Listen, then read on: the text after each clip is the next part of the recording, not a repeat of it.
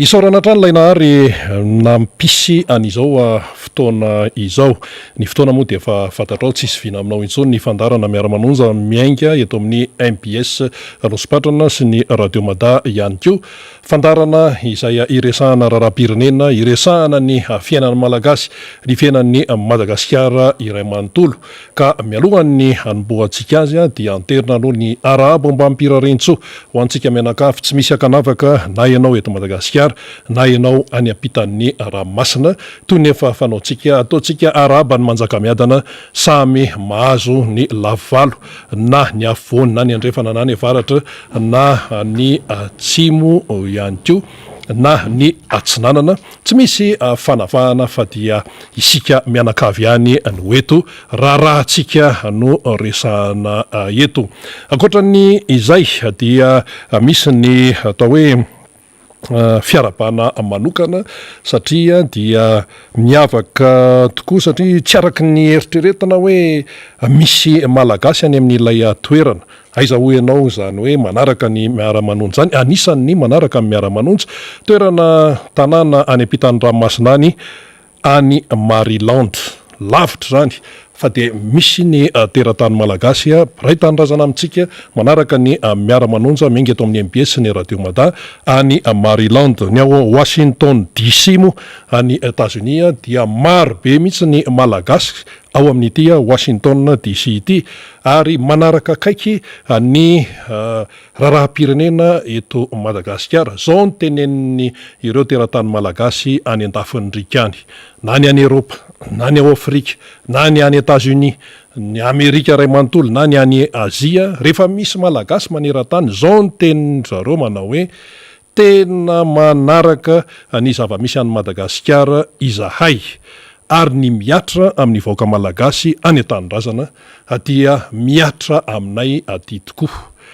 Ny toerana no atao hoe mifanalavitra fa amin'ny maha hoe malagasy dia eo izay hoe tena hoe fahatsapana ny maha-iray ny malagasy zay manerana an'izao tontolo izao ka tsy maintsy no tenenina aloha izay tarehin-javatra izay. Manaraka zany dia raha ny fandehan'ny fandarantsika toy ny mahazatra dia ho avy eo namana faniry razafy manantany hitondra famakafakana izy mio ihany koa ny fampatsahivana ny vaovao maro samihafa indrindra ny songadina atao amin'ny 420 ora zany teto Madagasikara ary eo ny vahiny mazava loatra efa hitako eto zao Andriamatoa Monta Arson Alleluia izay efa mpitondra famakafakana sy fomba fijery izany olo-pirenena izany atao anatin'ny miara-manonja ary dia hiakatra eo izy miaraka amin'ny namana faniry razafy manantany. Fa melohan'izay rehetra izay aloha dia misy ny famakafakana izay hoentina amintsika mianakavy anisan'izany ohatra ty resaka hoe tontolo iainana ity. Io moa zany zao ny fivoriana iraisam-pirenena any Ekosy any dia mitodika any daholo izao tontolo izao. Ny tsara ho fantatsika dia izao, ny atao hoe fahasimbany ny tontolo iainana maneran-tany dia iraisan'iny. Fa ho an'ny firenena tsirairay kosa dia manana ny mampiavaka azy eo amin'izay hoe fampitehana ny tontolo iainan'izay, ny mahatonga ny tontolo iainana ho potika. Raha ny eto Madagasikara tsy hitovy amin'ny any Chine mihitsy, raha ny ao Afrika amin'ny ankapobeny tsy hitovy amin'ny any États-Unis mihitsy ohatra fa samy manana ny mampiavaka azy. Ka raha raisina zany ny ho antsika eto Madagasikara manana délégation any ny fitondrana malagasy miatrika an'io fivoriana io ary ny atao hoe foto-kevitra ny voaka atao zany anisan'ny lehibe dia ny hoe hatramin'ny 320 dia tsy hisy izany hoe fandripahana ny ala izany. Tanjona moa io 320 zany rehefa akaiky ihany zany amin'ny ankapobeny fa dia tanjona ilay izy ary isika teto Madagasikara moa tamin'ny alalan'ny mpitondra fanjakana dia miteny hoe tsy miandry an'izany 320 zany fa tonga dia izao dia izao mihitsy dia efa atao izay hetsika sy ny hoe fiarovana ny tontolo iainana tsy fandripahana ny ala izay. Dia eo no mipetraka ny fanamarian'ny Besomaro. Raha ny zavatra miseho Madagasikara aloha zany amin'ity resaka hoe fandripahana ny ala ity sy ny fampitehany tontolo iainana dia misy ny andraikitra izay samy manany azy. ny mpitondra fanjakana manana ny andraikiny, any vahoaka izay oentina manana ny andraikiny ihany koa ao anatin'izay rehetrarehetra izay, raha tsy resaka hoe dory-tanety sy ny sisa sy ny sisa, samy manana ny andraikiny zany ny sehatra tsirairay. Fa ity ny zavatra tsara ho marihana, eo ny mpitondra dia eo ny oentina zany. Ny efa nytenentsika teto malo hoe ny 900 mahery ny mpitondra fanjakana amin'izao fotoana izao anie, dia efa nitantana teto amin'ny firenena tamin'ireny 7 ireny. Ary raha nitatitra nataony ireo fikambanana miaro ny tontolo iainana, raha ny eto amintsika zao misy ny Alliance Avoir Gaz izay mansitona lakolosy foana ary mampaneno lakolosy amin'ity fampiteha ny tontolo iainana ity, dia milaza ireny tatitra ireny fa aingana dia aingana ny fiazakazany ny fampitehan'ny tontolo iainana eto amintsika, ary indrindraindrindra tao aorianany 7 ny no makaty zany zavatra ny arahana hita zany, ary tsika tsy hoe miteniteny fantany fa misy foana ireo taremarika izay miseho zany sy atao hoe ampahafantarina ny beso maro. Reny taremarika reny tsy hoe mipopotra fahatany fa miainga tamin'ny zava-misy sy ny fanadiadiana zay ezahan'ny sasany moa zany sarotsaronana any ambadibadika any mba tsy ahafantarana ny tena marina. Ka raha ho an'ny Madagasikara zany dia mazava ny fipetraky ny raharaha, tsy afaka miala ao anatin'ny fampitehan'ny tontolo iainana eto Madagasikara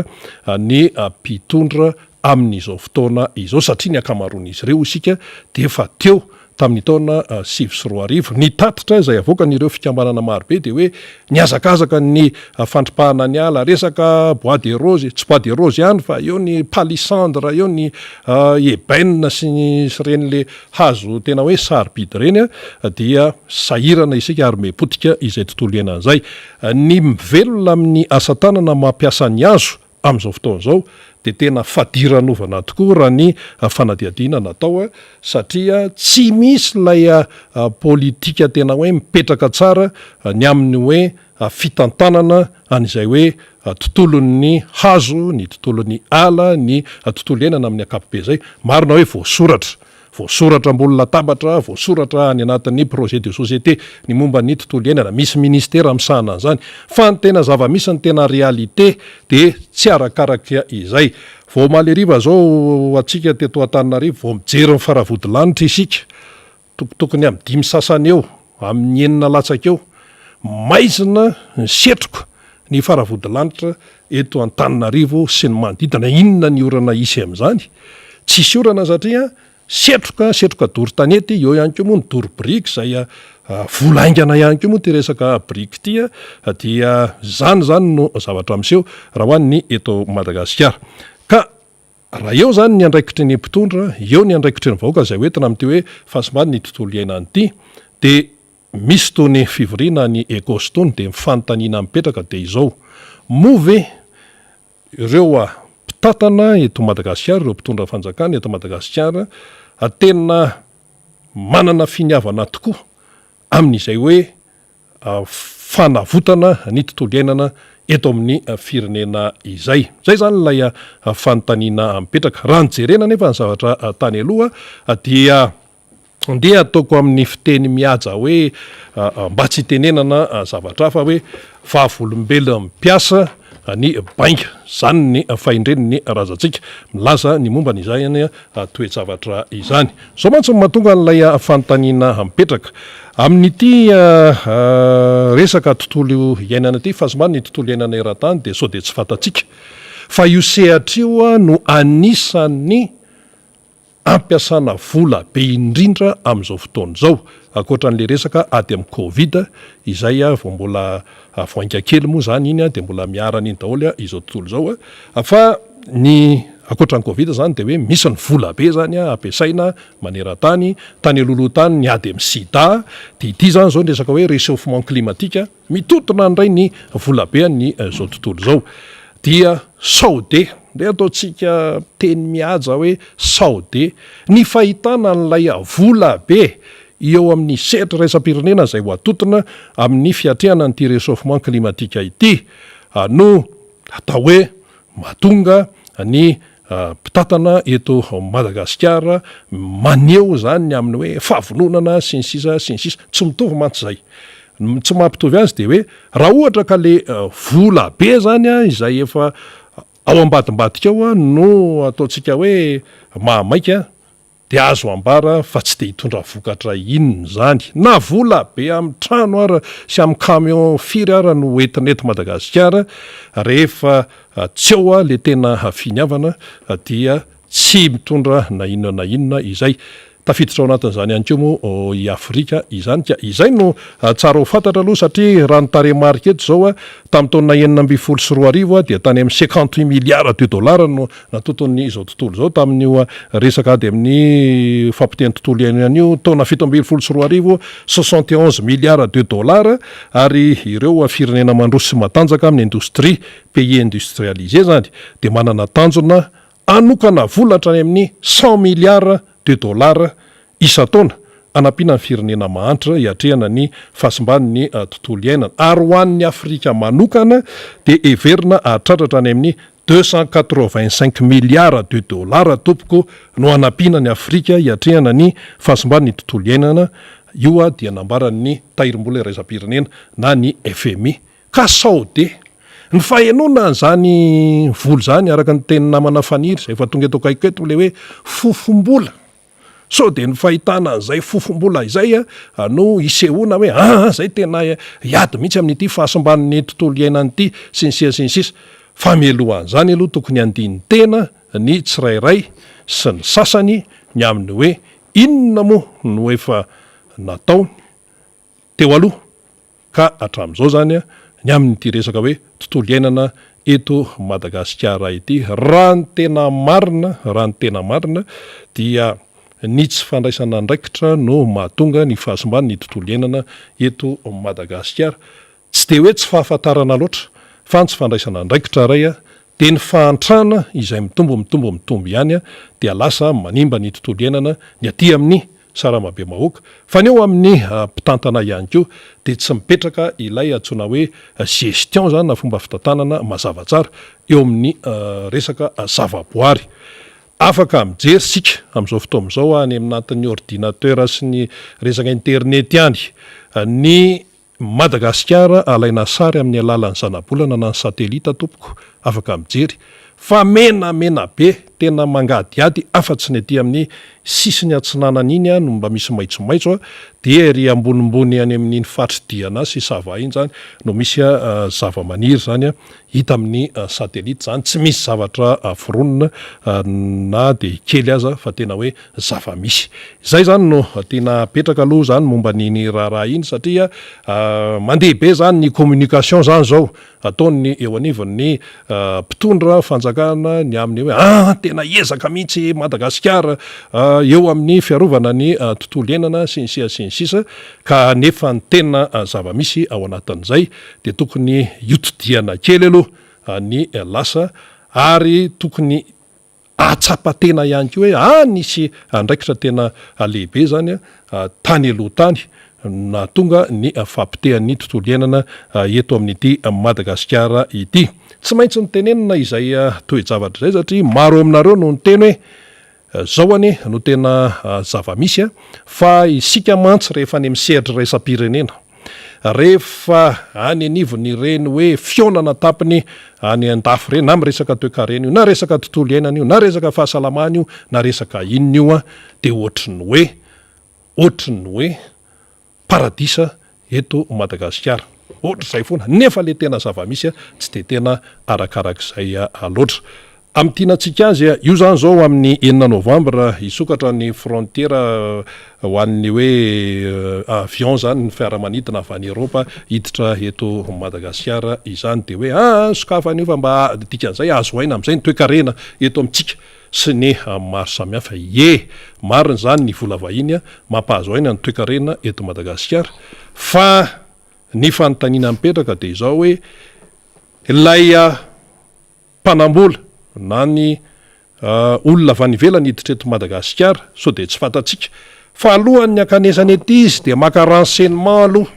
manahoana ny fandripahalemana any sao de rehefa tonga any a Madagasikara dia ho tsitany tratran'ny fanendahana sy ny sisa ary efa nitranga zany tompoko lasy tompovavy efa nisy vazaha torista tonga tadia very tao analakely tao ny poketra nisy ny passeport nisy ny carte bancaire nisy ny karapanondro nisy ny atao tantaratasy fa nitomany tena lasa namonjy any masoivo zay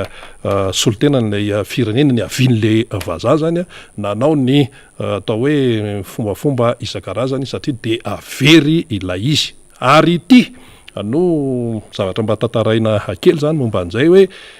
nisy fianakaviana zany avy any ivelany any nandeha fiaramanidina tsy tenemiko ny anaran'ilay kompania fa rehefa hidiny eo ivato tompoko lay fiaramanidina zany de miteny zany ny hôtesy de le raha hoe afaka minitra vitsy de hipetraka ho tonga ao ivato Antananarivo sika toy izao ny hafanana tsara ny andro tsy misy orana mibalika amin'ny masoandro sy ny sisa vitsy zay fitenena an'izay de inona ny tenen'le hôtesy nareo mila mitandrina isika fa betsaka mipik pokety amin'ity tanàna izay atongavana ity ary ny resaka fandripahalemana ihany koa dia mila mailoa isika izany tao anatin'ilay avion amin'io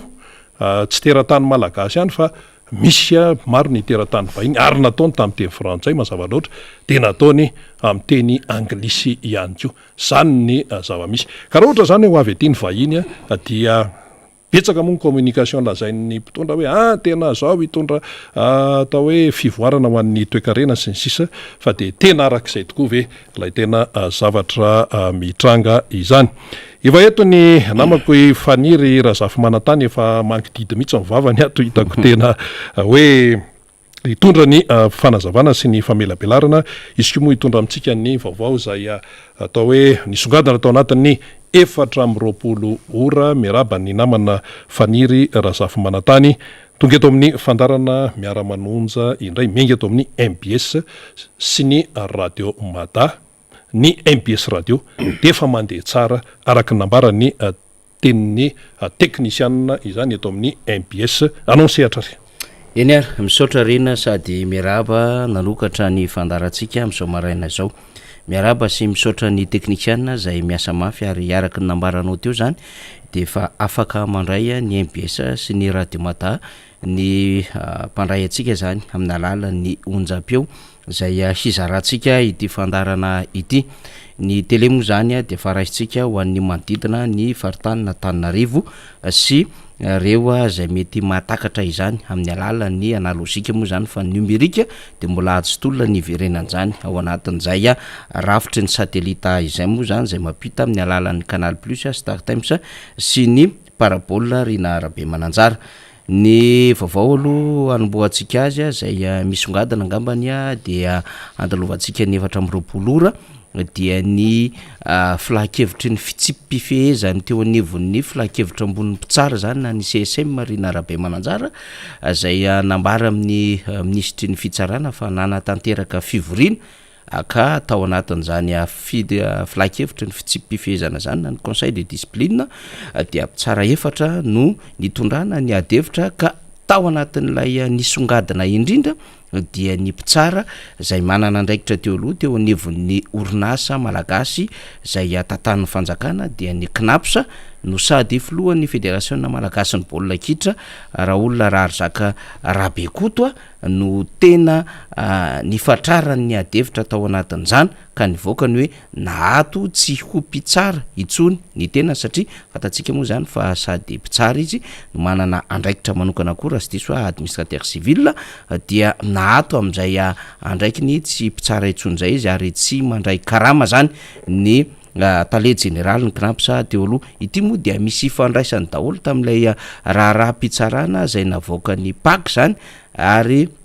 mifandraika ihany koa tsy lavina fa misy olana eo amin'ny tontolo ny fanatanjahantena ny resaka baolina kitra ifanandrina ny eo anivon'ny fédération ny ligue ny comité exécutif sy ny fanjakana amin'ny akabeany satria taratra zany amin'ny fomba faneho-kevitra sy fomba fanohanana eo amin'izay resaka fanatanjahantena izay adevitra moa izy ity tsy mety vita satria roa zany zao no natsahatra tamin'ny asa mampitsara azy zay de fantatsika raha matoa fa niroso herinaivo sy itya filohan'ny fédération malagasy ny baolina kitra sy tale général ny knapsa teo aloha ity vaovao lehibe zay dia hoarahantsika moa ny mahakasika izany izy moa tsy eto atandrazana fa voatondro zany fa de hoe ny tsomponenana any ampitan-dranomasina ary nanaraka azy amin'ilay raharaha teo anivon'ny knapsa zay fanamboarana ny complexe sportif izay ny prime ministre teo aloha dia Jean Ravelonarivo zay voaroroy mifandraika amin'ity raharaha Raoul Rabekoto Arzaka ity mbola vaovao squadna inkurina raha be mananjara ny zavatra antranga tany Toliary omaly satria dia nisy fandrodanana trano izany ao anatin'ireo le fivarotana ny betsaka ao anatin'izay zay trano manamorona ny Braon préfecture tao Toliary ary dia ny zoma no voatondro fa efa naharay ny taratasy zay fanesorana azy eo amin'izany trano nanorenan'izy ireo zany fivarotana sy ireo asa maro samihafa zay no tanterahan'izy ireo aponina teny amin'izany préfecture zany manodidina izany ary dia nesorina zany ary tompona ndraiky mpanjakana samihafa no nidina teny an-toerana zay nahitana mpitandro filaminana tompona ndraikitra sivily niaraka tamin'ireo fiara vaventy zany nanongotra ny trano ary dia betsaka ireo fitarainana zany tena toerana ny amin'ny hoe tokony mba nomena fotoana naharitra zay sy ny hoe ampitaka ihany ilay zavatra satria dia nahazo fanorenana izy ireo nanaiky fa de hoe tsy tompony tany fa dia tamin'ny fotoana zay nipetrahan'izy ireo teo dia nahazo fanorenana tsisy zay teritery samihafa izay kanefa tateo arena moa zany dia nitranga ny olana samihafa ao anatin'ny olana diavin'ny firenena ny fahasairanana vokatry ny covid-19 akoatrany hoe fahasairanana vokatry ny tsy fahaiza mitantany ny fitondrana amin'izao fotoana izao dia olana mitombo olana ny zavatra setrain'ny vahoaka raha ty zava-misy any Toliary ity satria dia sady very vola no very fananana no very asa zany ireo vahoaka zany zay manodidina amin'izany toerana izany anisany songadina ihany koa tao anatin'izay 420 raha izay aloha zany dia ny antsoavo zay ataon'ireo olavitry ny farmasiana eto Madagasikara satria raha pitso fa 4 ny volana novambra dia misy fikasana zany hanatanterahana fivorina eo anivony anteny mera-pirenena zay mahakasika indrindra ny tolo-dalàna na proposition de loi izy ty zay mahakasika ny fanovana ny andininy sasatsasany ao anatin'ilay code de la santé zany momba ny toby fivarotam-panafody na reny dépôt de médicaments ireny zany amin'izy ireny tokoa dia misy ny fomba fanatanterahana fivarotam-panafody amin'izy ireny ka ao anatin'ity tolo-dalàna ity dia azo atao ny manangana izany toby fivarotam-panafody zany na de am'toerana misy pharmacie aza ka anisany ny taraina ireo nivony olavitra zany satria anova hoy izy ireo ny andininy marobe ao anatin'ny code de la santé ny fikitiana andininy ray zany amin'ny zany code izany amin'ny alalany ity tolo-dalàna zay tolotra iny anivony anteny mera-pirenena ity dia samy nahita antsika tao anatin'ny andro roa na telo zay dia nisy banderole menamena isaky ny pharmacie manerana n'Antananarivo ary manerana Madagasikara mihitsy aza zany satria raha ny soratra amin'izany de hoe pharmaciana amiray iny mitaky ny fanemorana ny fandaniana amboletra ny volavolan-dalàna 003-2021 zany bara PL io moa zany de proposition de loi dikan'izay PL zay na tolo-dalàna avy any anivony eo solombavam-boaka raha ny pharmacie eto Madagasikara aloha am'izao fotoana zao de 700 nisany ary ny toby mpanafodina ny dépôt de médicaments de anoany amin'ny 2,000 any manerina anosy dikan'izay de mbola afaka manatsaratsara ity sehatra ny tontolo ny fivarotam-panafodina ny pharmacie ity reo olavitry ny pharmaciana ary ny tamin'taona 4,200 no nisy ny fampianarana momba zany asana pharmaciana izany eto Madagasikara ary mampiroborobo kokoa satria dia ny tokony sisehatra izany ao anatin'ny tena hoe nianatra ho professionnel amin'ity asa ty no tokony hisehatra am'izany fa tsy ireo zay mety hoe nahitahita akory na mety hoe nahay fahalalana kely fotsiny de manao an'izany asa any ary zay mo no mahasary-piara ny tony ho lavitra itony ho fiarovana lay asa amin'ny akabeany no antom-pijoroan'ny ho lavitra zany ka anaovan'izy ireo fanairana ny amin'ny hoe andraso aloha aza mbola mainka ny anolotra ity tolo-dalàna ity ianareo solombavam-bahoaka fa petsaka ny zavatra tokony hodiniany raha ny vaovao fantatra dia efa nanatona ny teny Tsimbazaza ny teo anivon'ny voamera sosialy ny ho lavitry ny farmasiana zany ny resaka anjoady hevitra zao ho hitantsika raha pitsy moa no fa 4 volana Novambra dia hitantsika hoe mbola raitra ihany ve izany sa efa nisy fiemorana na fiatona ity raharaha zay manomboka mahazo fanahy ity amin'izao fotoana izao. Ny omaly alina dia nisy antso vonjy zay niparitaka ihany koa tamin'ny tambajotra sosialy mikasika ny tontolon'ny tsy fandriam-pahalemana ao amin'ny distrika Anarivomamy. Ny commune dia Ambohipandrano zay no vaovao voaraitsika zany satria dia nisy fanafian-jola ary ny fanafian-jolao isika raha ny zava-misy tato anatin'ny roa taona zay dia tsy fanafian-jola tsotra itsony na hoe fanafian-daly tsotra itsony zay mandroba omby satria zay ny tena matetika zavatra nitranga fa tena mamono mahafata raim-pianakaviana manolana rem-pianakaviana sy ireo tovavy ao anatina tokantrano zay anaovan'izy ireo fanafiana fanoloza manarak'izay dia mandoro trano mandoro tanàna ny jolaka niaran'izany raha ny vaovao fantatsika ny tao Ambohipandrano zany raha ny omaly zany anjo vonjy izy io zay avy amina loharano mbavao amina radio avy any antoerana no ny tanterantsika izany vaovao izany tena manao ny ataony mihitsy reto dahalo reto ary ny tanàna no potena ao anatin'izay zany hoe fahoriana amina sosina maro mihitsy no mianjady ny vahoaka tatsaha any ambanivohitra rehetra any zay mba tsara anaovana ezaka ihany amin'ny tontolon'ny fandriam-pahalemana zany tsika moa ny antso an'izany foana fa indraindray dia saika rano andamosiny ganagana ny resaka zay ataotsika fa dia ny oeraoera ny fanomanana ny 324 amin'ny alalan'ny propagande melon'ny fotoana ny tantely afadrakotra ny arem-pirenena ny kolikoly ny faux usage de faux ny resaka trafic d'influence ny resaka extorsion na fonds sy ny sisa izany mbola mahazo vana sy mahazo laka eto Madagasikara de saika ambina amin'ny zavatra mahazo andreo vahoaka any ambanivohitra rehetra any zay hiarana zavatoza tahaka izao akoatrany hoe misy renim-pianakaviana sy ny zanana misy manao kidnapping raha ny vaovao fantatra tany amin'ny faritra Atsinanana tany koa nisy an'izany raharaha izany akoatrany hoe tanàna marobe zay tafiandreo dahalo zany dia zany zava-misy eto Madagasikara mampalahelo mihitsy raha ny zava-misy amin'ny akabeany zany. Maraparanantsika ny adevitra efa nisy fotoana ny namantsika Rina Rabe Mananjara resaka hoe misy mpitsopinenana miala ny Madagasikara mihazo any Mayotte de confirmer le izy zany tamin'ny omaly sy tamin'ny afakomaly zany fa tany amin'ny faraparan'ny volana oktobra tany hoany de nisy vedety niala zany teto Madagasikara tany ambadika atsimony ambanja no isy izay ary dia nieritreritra fa hihazo any Nosy Mayotte ity sambo kely aingam-pandeha ity ny tondram-pandeha 20 tanoany 5 teny andalana zany dia nisy fahasimbany izany sambokely izany ary dia tao anatin'izany moa zany ny tradozy izy ireo satria dia tsy afanetsika teny ampovoan-dranomasina teny ity lakana kely ity dia nisy ny anoanana nandritry ny andro maromaro ary ny nampalahelo tao anatin'izay dia nisy zazaroa zany maty dia zanaka vazaha iray zanaka malagasy iray ary ny tena namparikoditra tao anatin'izany raha izany dia voatery narina ranomasina ny fatiny reto zaza anankiroa reto ny mpamily zay mpitondra an'ilay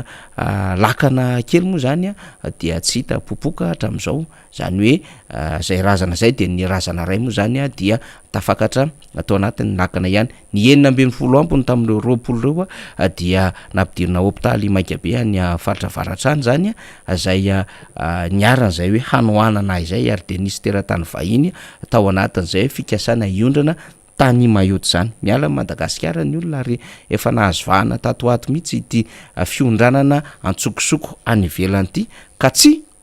ny arena sarobidy na ny vato sarobidy na ny vola vahiny zay fahafantatsika teto amin'ny seranam-piaramanidina teto ivato fa ny olombelona dia miala antsokosoko any Madagasikara. Raha ny tena nalaza hatramin'izay dia ny hoe any Maroka, any Egypta na ny any Turkia mitsoaka makany Italia. Zay moa satria mifanakaikaiky any reny toerana rehetra zay resantsika reny amindreo firenena magrebiana zay any amin'ireny sisin-dranomasiny reny, de reo le nahitana n'lay hoe fahafatesan'olona maro satria tena miampita ranomasina izy reo mitsoaka ny tanànan zany tahaka ny any Syrie ihany koa dia ahitana zay fahafatesana tsy hitanao zao. Fa eto Madagasikara za misy an'izany de iny amin'ny ilany avaratry ny nosy iny na avy aty Nosy-be na avy aty Ambanja na avy aty akaiky ny Nosy Iranja misy an'izay fitsoahana sy fialana ny Madagasikara zany. Anton-javatra marobe mahatonga an'izany fa angamba tsy ho vitantsika androany ny adevitra izany fa ny mampalahelo fotsiny de hoe misy zaza very faty any ampovoan-dranomasina any no zany trangan-javatra rehetra izany. Zay ny amin'iny fa iresahantsika ny adevitra rehefa aveo ao anatin'ny fandarantsika ity resaka tambajotra sosialy ity satria novoizina tatoato zany ny resaka fiaviana, ny resaka ambany tanàna, ny resaka firazana na samihafa zany sy ny fiaviana, ny foko ary dia ny mpanorona ny antokotiky Madagasikara ny Filomarka Ravalomanana no ohatrany hoe tiana hotratrariny reo zay mpanakorotana mpanelitsao ary mieritreritra zany satria mandeha be le redynamisation team hita fa mirona makany amin'ny Filomarka Ravalomanana ny hevi-bahoaka tsy kelikely amin'izao fotoana zao ary taratra zany amin'izay rehetra ali amin'ny président Marka Ravalomanana, taratra zany amin'ny antsoantsony olona rehetra eny anivon'ny fiarahamonina samihafa eny hafa ihany ny fitondrany dada sy eny anivon'ny tambajotra sosialy dia manao an'ilay fomba fitenitsika moa zany eto anivon'ny miara-manonja le hoe dolamakota na kilalao maloto ny fomba fanohanana ny fitondram-panjakana satria izay mihitsy no hiresahantsika azy tsisy tia mahanenjika ny Filomarka Ravalomanana mihitsy ao anatina fanehoan-kevitra fa ny dolamakota no mahatonga an'izany ho avy am'ireo tsy mazaka sy efa matahotra ny endrika izay tena ho demokrasia marina sy mety ho lalan-jotra ny vahoaka malagasy atsoatso izay dia manangana gropy ao anatin'le Facebook mpanohana sy mpiaradia amin'ny Filomarka Ravalomanana. Aokotsika tsy ho tratran'izay fandrika izay fa manangana gropy mihitsiny zany reo mpanoharina de ao anatin'izany gropy zany izy le hoe Facebook mpanohana sy mpanaradia any Marka Ravalomanana zany de ao izy mandefa publication hoe de tena misy côté de resana ny ambany tanàna de manafozafoza olona ao anatin'izay dia nefa le izy rehefa dinihana le endrika le publication zany dia manao zay endrika hanaratsiana endrika ny Filomarka Ravalomanana sy ny mpanaradia amin'izany na manao ihany koa zay mety hivoizana any amin'ny hoe io ange Andriamatoa Marka Ravalomanana ka mety manao an'izay fanasokajiana ny fiaviana zay avy any anivotany sy avy aty avoatany tsy avy amin'ny mpanohana ny Filomarka Ravalomanana reny. Mailomatotra isika manoloana izany ary tsy ho tafajabaka any anatin'izany vondrona izany rehefa mahita an'ireny tsika de signalé ho avy hatrany mba ahafahan'ny Facebook any amin'ny foibe zay mety hivadika hoe metamo zany ny anarany tsy ho elany mba andrainy andraikiny fa tsy ny mpanohana ny Filomarka Ravalomanana mihitsy no manao toetra mamoafady sy mamoahitra ohatran'izany ka mety mandrangitra adipoko ary tsy toetra ny team sy ny RMDM raha teo koa zany satria tsy nitaizaina an'izany ary tsy zany ny lalan-jotra sy lalan-kevitra efa taizaina ao anatin'izany fanohanana ny Filomarka Ravalomanana izany ka mila zany fahamailona zany fa eo moa zany le hoe ny zavadrehetra ihany koa asehon'Andriamanitra amin'ny fotoana samihafa dia samy nahita antsika zany fa misy ihany koa zay groupe na discussion zany zay any ambadika tany de mivoaka tamin'ny tambajotra sosialy dia misy anara misy lay groupe na discussion FBcom dia miresaka le fomba mamoetra ihany koa hanao zay anaratsiana na hanao zay hivoizana ny hoe ny mpanohatra dia manao fampiadiana foko, ny mpanohatra dia manaratsy manompa olona, de ry zareo ihany no manao an'le publication fa izy ireo ihany no mody mitondra solution. De amin'ny alalany hoe tsekeny eo anivon'ny gendarmerie ny fanaratsiana sy fanompana fitondram-panjakana ny elobe zay tao anatin'ny andro vitsivitsy atao anatin'ny tambajotra sosialy somo fa ny azira par rapport an'izay zany ny teo anivon'ny gendarmerie pirenena tamin'ny alalany infocom seg zany zay anisan'ny tambajotra na pejy anankiray mizara vaovao eo anivony zany gendarmerie pirenena zany ka milaza ny hoe tsy miditra amin'ny politika politisiana ary tsy miditra amina adevitra any anatin'ireny vondrona manao adevitra ireny zany. Kanefa efa misy mpanohana fitondrana zay nilazan'izany hoe ity ilay karazana ino moa zany sary na karazana soratra zay efa naparitaka izy ireo lay mpanohana fitondrana io naparitaka izy ireo ny amina hoe avy any anivon'ny gendarmerie ny amina hoe tsy manaiky ny fanaratsiana sy ny fanompana ny fitondram-panjakana. Ny olona rehetra moa zany tao anatin'ny tambajotra sosialy de samy tohana sorena hoe fa ino ty zavatra ty tena avy amin'ny gendarmerie pirenena ve izy ty fa raha rentsika fanaratsiana na fanompana ny resana dia misy ve tena hiarany zany sy tena tratra ny antsotra ian'zany fa ny ety anivon'ny fanoherana no tena tratrany zany. Ny fitsikerana ihany koa tsy fanaratsiana ary ny fitondrana ireo vaovao samihafa zay mety tsy ampiombokevitra ny fitondram-panjakana ihany koa tsy fanaratsiana zany tompoko lasy tompoko vavy fa zoany rehetra no hitsikera, zoany rehetra no hitondra ny vaovao zay tena tokony ho fantatry ny vaoaka malagasy amin'ny ankapobeny. Ka ho hitantsika eto moa zany hoe inona ny fandraisana andraikitra satria dia nentina ny soloky adevitra tany anaty vondrona tany zany ny anarany eo anivon'ny gendarmerie pirenena ary lay soratra zay naparitaka tamin'ny tambajotra sosialy de nentina nampiororona am'izay tsy mitovy hevitra zany de ny anaran'ny gendarmerie pirenena zany no lotona ao anatin'izany adevitra zany. Everitsika fa handray andraikitra manoloana zany ny eo anivon'ny gendary sy ny tompon'andraikitra ny mpitandro ny filaminana satria sady manakorotana zany no mampiady am'ilay endriky lay firaisam-pirenena mampiady ihany koa lay endriky ny fiandrianana ny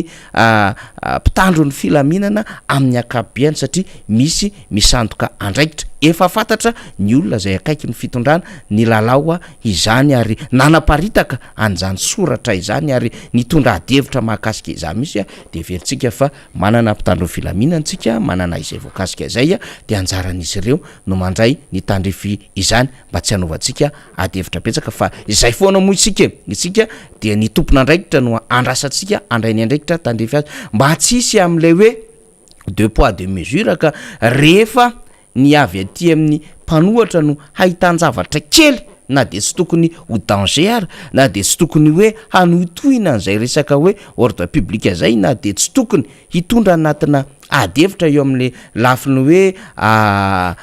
atteinte la sûreté de l'État de aopana am'izay foana am'le faneho-kevitra amina tambajotra zany ange no nahazo any Beritsy zany resaka faneho-kevitra ohatran'izany no nahazo any Ranabavy Arfinina Rahelsoa sy ny maro samihafa zay victime zay efa nisy niditra ponja mihitsy ny am'ty resaka tambajotra sosialy ty voalaza fa hoe manakorotana mizara vaovao tsy marina ary tamin'ny covid-19 dia betsaka mihitsy no tratran'izany adevitra izany ka mba tsy everitsika hoe misy mesure na deux poids deux mesures le izy ka hoe misy manao zay hita maso manaparitaka vaovao tsy marina manao endrika fampiadiana sy mety hoendrika fanakorotanana amina compte fake de manao toetoetra-pako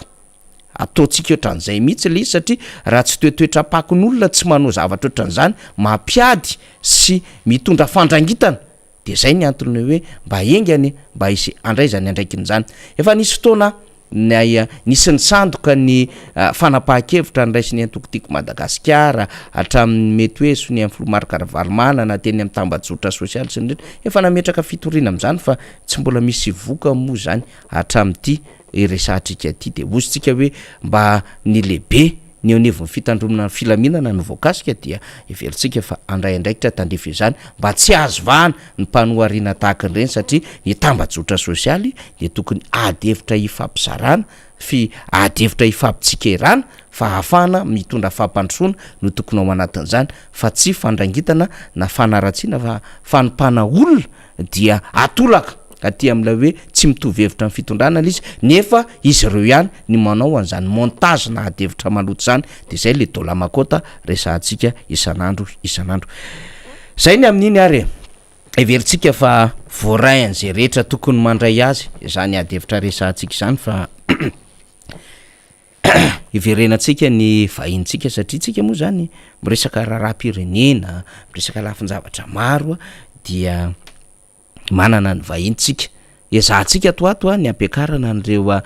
vahiny zay manana ny etaetany mahakasika ny fiainana manoka ny firenena na fiainana ara-tsosialy io na ara-ekônomika na ara-politika zany zay moa no sehatra zay afahantsika zany mamevana sy mampiteny rehetra zany eto anivo ny fandarina miara-manonjaka vahiny efa somary efa hitatsika endrika ihany efa mivezivezy teto ihany Andriamatoa Motarson Rakotoandrina aleloia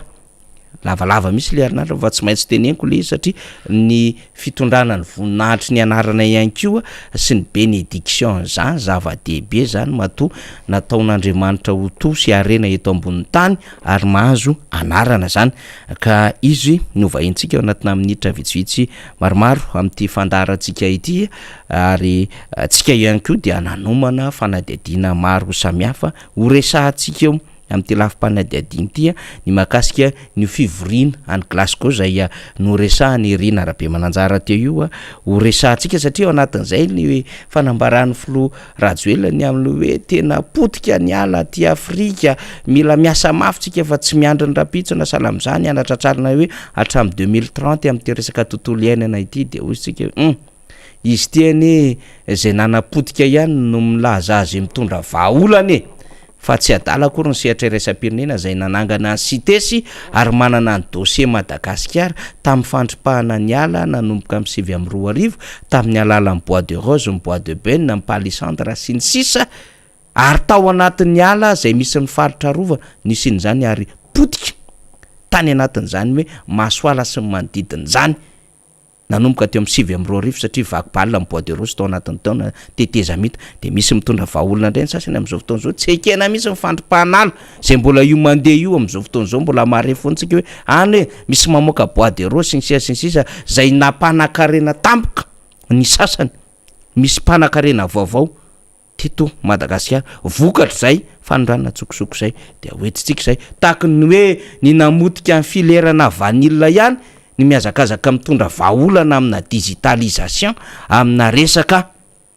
fanatsarana ny prix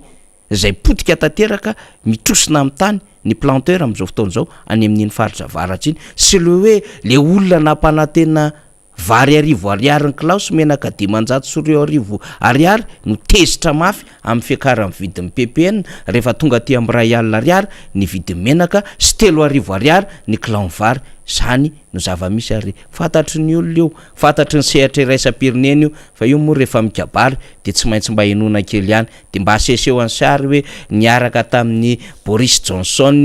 niaraka tamin'ny Joe Biden sy ny sisa fa matoa ianao nijoro eo akaikin'izany rehetra zany ianao lay avotana satria ianao lay mahantra fadiranova na amin'ny firenenao ianao lay feno kolokolo feno famoahana tsokosoko ny arena rehetrarehetra eto Madagasikara ary ianao lay firenena ratsy tatana indrindra moins de 6,5% du taux de croissance à Madagascar ny FMI no miteny an'izany na de mieritreritra le fitondram-panjakana fa anatratra ny prévision na 3% na taux de croissance amin'ty 2021 ty dia rano andamosiny ganagana zany rehetrarehetra zany tsy nakaiza akory fa niverina tao atsikinana ihany zay ny zava-misy Andriamatoa Motarson Rakotoandrina tazomiko lavalava ianao tao amin'ny famidinana sy fampidirana fa everiko fa manakambara ianao rehefa aveo miaraba aloha tonga somatsara eto ndray miaraba anao faniry miaraba ny miara-manonja rehetrarehetra manera-tany ireo any Europe ny any États-Unis manerana ny Madagasikara miaraba anareo ny tenanay ary de miraro soa ho anareo sy ny ankohonanareo rehetra zay no hoe famitenana ny zava-misy Andriamato Motarson omaly de ny adevitra aloka aloha tonga de zay misy no hanamboana nyty resaka ty fa fantatro ianao fa manakambara betsaka misy amina raharam-pirenena maro loko eto Madagasikara fa aleo aloha avondrotsika amin'ny rahala mianaka amina raharaha roa le izy adevitra voalohany dia mikasika ny tontolo mpifidianana zay tena adevitra lehibe eto amin'ny firenena zany de ny faharoa zany mahakasika ny arena akibon'ny tany ka ny mahakasika ny tontolo ara-politika ny tontolo ara-pifidianana satria io moa zany le nitenenina tamin'ny fanazavantsika omaly hoe navoaka ny fitondram-panjakana le didim-panjakana tsy feno lay manendry an'ireo mpikambana ao amin'ny seny 7 am'ireo 5 ao anatin'ny bureau permanent zany hoe natao mihitsy zay hiazakazana haingana io moa zany hatrin'le raha fotsy be amonjy balina any tsinanana misy an'izany dia mamotsy ny fiaingana misy rakinendriny ao le ndeha amonjy balina iny izy le raha fotsy be zany dia mipasaka tena miborosy ny fiaingana manala ny solonify sy ny sisa dia misy rakinendriny asa anao iny edy fa tsy haitsika fa io moa zany rehefa mamonjy balina jeromena tataka zany dia somary tsy maintsy manao manjamanja daholo na ny tanora na ny raha fotsy be ao anatin'izay satria mieritreritra zany Andriamato Motarson fa samba azo ny anjara tandrifonifony ao anatin'le balina de vitantsika eo le izy ka ohatran'izay le izy misy rakinendriny ao nampiazakazaka amin'ity seny ity ary natao fomba rehetra na avy any amin'ny olavitry ny mpano gazety io na avy aty amin'ny antenne mera na ny loha olona zay hoe de nanaovana fitsaram-bahoaka fa tsy ilainy zany loha olona zany mandany volam-panjakana zany budget tivôry zany sy ny sisa ny vola azo an'izany de anaovantsika parc solaire anaovantsika université anaovantsika lalana kinanjo de mbola andanimbola amin'ny miliara izy 7.7 mianata akoatrin'ireo piasa moa zany zay tsy maintsy vatsiana vola eo anivony zany anteny merondolo zany mba ampiodina an'izany androm-panjakana izany de io nanana solotenany izy manana solotenany le nyteny meram-pirenena de niazakazana ihany ko le anteny merondolo efa tsy ara-dalàna fa mbola niazakazana tsy menatra ihany ko na metraka n'le mpikambana eo anivon'ny ACC zay fifamatoran'izy menakavy zay ao anatin'le nepotisme sy le copain kely sy ny sisa dia natao aingana le fampijoroana n'le ACC de io ACC manolotra ny solotenany zay ny maro anisa moa dia saika izy menakavy zany zava-misy eto Madagasikara ka inona mba fanatenantsika amin'ity resaka seny ity amin'ny fifidianana ho avy Andriamato Motarson misaotranao Andriamato Faniry nanome fitenena raha iresaka an'izany voatery miverina mihitsy amin'ny zavatra misy eto amin'ny firenena inona ny zavatra misy eto amin'ny firenena amin'ny lafiny politika aloha tena lehibe mihitsy ny fanambaran'ny filora valy manana tany Tomasina iny mahakasika ny seny tena démonstration mihitsy iny fampisehoana mihitsy iny hoe tsy azo itokisana raha ohatra zao ny firafitry ny seny amin'izy anankisivy fitondrana daholo ny manendry azy anankisivy zay angamba tonga de azon'ny olona rehetra hoe ahoana tokoa moa no atokisan'ny olona zay tsy ao anatin'ny fitondrana ireto seny ireto izay ikarakara ny fifidianana ho tonga amin'izay ho azy tsika rehefa amelabelatra n'le fomba fijerena azy fa eo koa ny zavatra misy ity fitondrany ity zavatra misy fotsiny aloha ny tany saiko hoe nahazo vola tamin'ny FMI ary de andrasana amin'izao ny angazoma Madagasikara eo anatrehan'ny FMI isoratra ny anatin'ny loi de finance zay tsy mbola misy olona any Paris pomba ny fitondrana aloha tonga de resahako miteny hoe efa vita zany za miteny hoe mbola vao mandeha ny resaka nandeha ny resaka ny ona tamin'ny PTF sy ny ona tamin'ny ministre ny justice fitsarana sy ny hoe ACC araky ny filazan'ny gazety ny PTF de nanaraka tsara n'le izy ny zavatra mivoaka any amin'le izy de zao mitenen'ny ministre ny fitsarana nanome matériel nanome fitaovana ny ambassadeur frantsay nampanantena formation ny ambassadeur frantsay rehefa manao zavatra mantsy eo amin'ny fiainana de ny fitaovana sy ny olona sy ny vola no tsy maintsy ampiarahana vao mahatateraka ny zavatra kinendry ianao ka raha ohatra izy mihevitra ny hoe ahoana ny atonga amin'ny Madagasikara ho firenena tan-dalàna tsy maintsy manampy ny ministera ny fitsarana ara-pitaovana sy amin'ny formation amin'ny fanomanana fiofanana ireto mpiasan'ny fitsarana ny vola moa ao anatin'ny teti-bolam-panjakana iny de tokony ho tonga amin'izay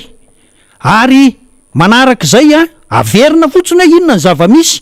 raha mifangatahany FMI mantsy de mazava tsy maintsy bonne gouvernance efatra amin'ny andron'ny président Ratsiraka zany no teo tamin'ny andron'ny président Zafy zay foana ary de miaraka amin'izay bonne gouvernance zay ny état de droit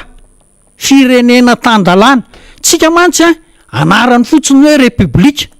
fa ohatrany tsy de tena manara-dalàna loatra tsika fa rehefa misy olana tsika ataovy ny fihavanana le olona mandika lalàna lasa ny fihavanana voatohitohina tsy de tsy mirindra mihitsy zavatra atao eto ka rehefa hoe manao bonne gouvernance dia tsy maintsy eo ny état de droit eo ny anti-corruption na ny fiadina amin'ny kolikoly ary eo ny fahamarinana amin'ny fitantanana fa de tokony ho hita daholo ny fivoaka ny vola sy ny fiditra ny vola le fidiram-bola angeny tena marina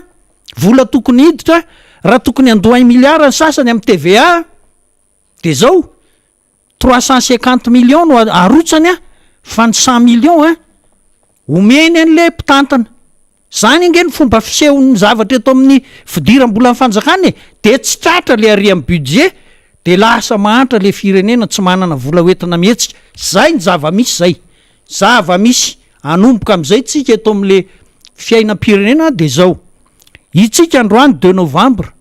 amin'ny rotaona ohatr' zao tsika efa ao anatin'ny fifidianana filoham-pirenena zay aloha ok'izay azava tsy de tena lasa amin'izay loatra ny eritreritry ny olona rehetra fa zao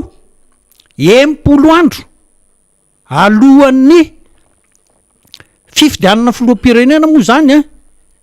dia efa mitsahatra ny filoham-pirenena manao ny affaire courante ozy ny fitenenana fa zao raha mandray miditra amin'ny andraiky ny filoham-pirenena vaovao tapaka ny janvier 2024 aty amin'ny oktobra voalohan'ny oktobra mandeha ny fifidianana filoham-pirenena tory voalohany raha misy ny tory faharoa moa zany de any amin'ny voalohan'ny volana desambra ka eo misy an'le hoe 20 andro anaovana fampelezan-kevitra amin'ny andininy voalohany de 20 andro indray de misy le ray volana amoahana résultat zay rehetrarehetra zay rehefa atotaly miainga any amin'ny tapaky ny janvier 2024 tsika de tonga ho azy any amin'ny voalondohan'ny volana oktobra eo amin'ny 120 jours eo na 100 jours eo 100 andro ao tsy maintsy manomboka zay zavatra zay fa zao eo amin'izay ny tena olana satria reto fitondrany reto izy moa zany zao amin'ny mampitondra azy de miazakazaka izy makety sy mairoa mamory vahoaka ao anatin'ny fomba fihetsika daholo zany ary izy de mihevitra ary de zay moa ny heviny zay de anazy zay hoe tena tiany vahoaka izy ary misy miteny mihitsy hoe mbola misy olona avy any an-trano any fa eto sambava eto daholo ny olona rehetra fantatra ihany ny fomba fanao rehefa ohatr'ireny le olona fantatra ihany ny fomba fanao amin'ny zavatra ohatr'ireny fa tsy misy mahagagy reny ara-mbola vitsy raha araky ny fahafantarana hoe amin'ny fomba fitaovana nampiasaina sy ny zavatra maro samihafa de ohatra mbola vitsy ihany reny mba fantatra ihany hatrany ampanefena hatrany andapa hatrary amin'ny lalana talasy ny etsetra fantatra ihany zany de zao mahatoky reto fitondrany reto hoe tena tiany vahoaka izy ka raha mahatoky izy tiany vahoaka zavatra tokony ho ataony de araky ny tenen'ny président Ravalomanana hoe fifidianana eken'ny rehetra atokisan'ny rehetra mangarahara zay ny tena fifidianana tokony ho atao fa inona ny atongavana amin'izay miaraka amin'le fipetraka le hoe firenena tan-dalàna tediavin'ny FMI sy ny PTF ao apetraka zao misy dikan'le hoe miresaka amin'ny ministra ny fitsarana sy ny ACC fa ovay aloha ny constitution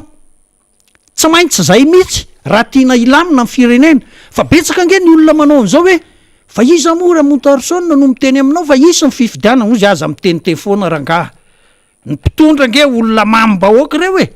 ho ahoana izy ny tsy hanao fifidianana fa aza mieritreritra n'izany kosinareo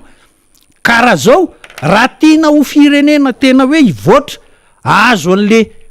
8% taux de croissance ozy ny ministre ny finance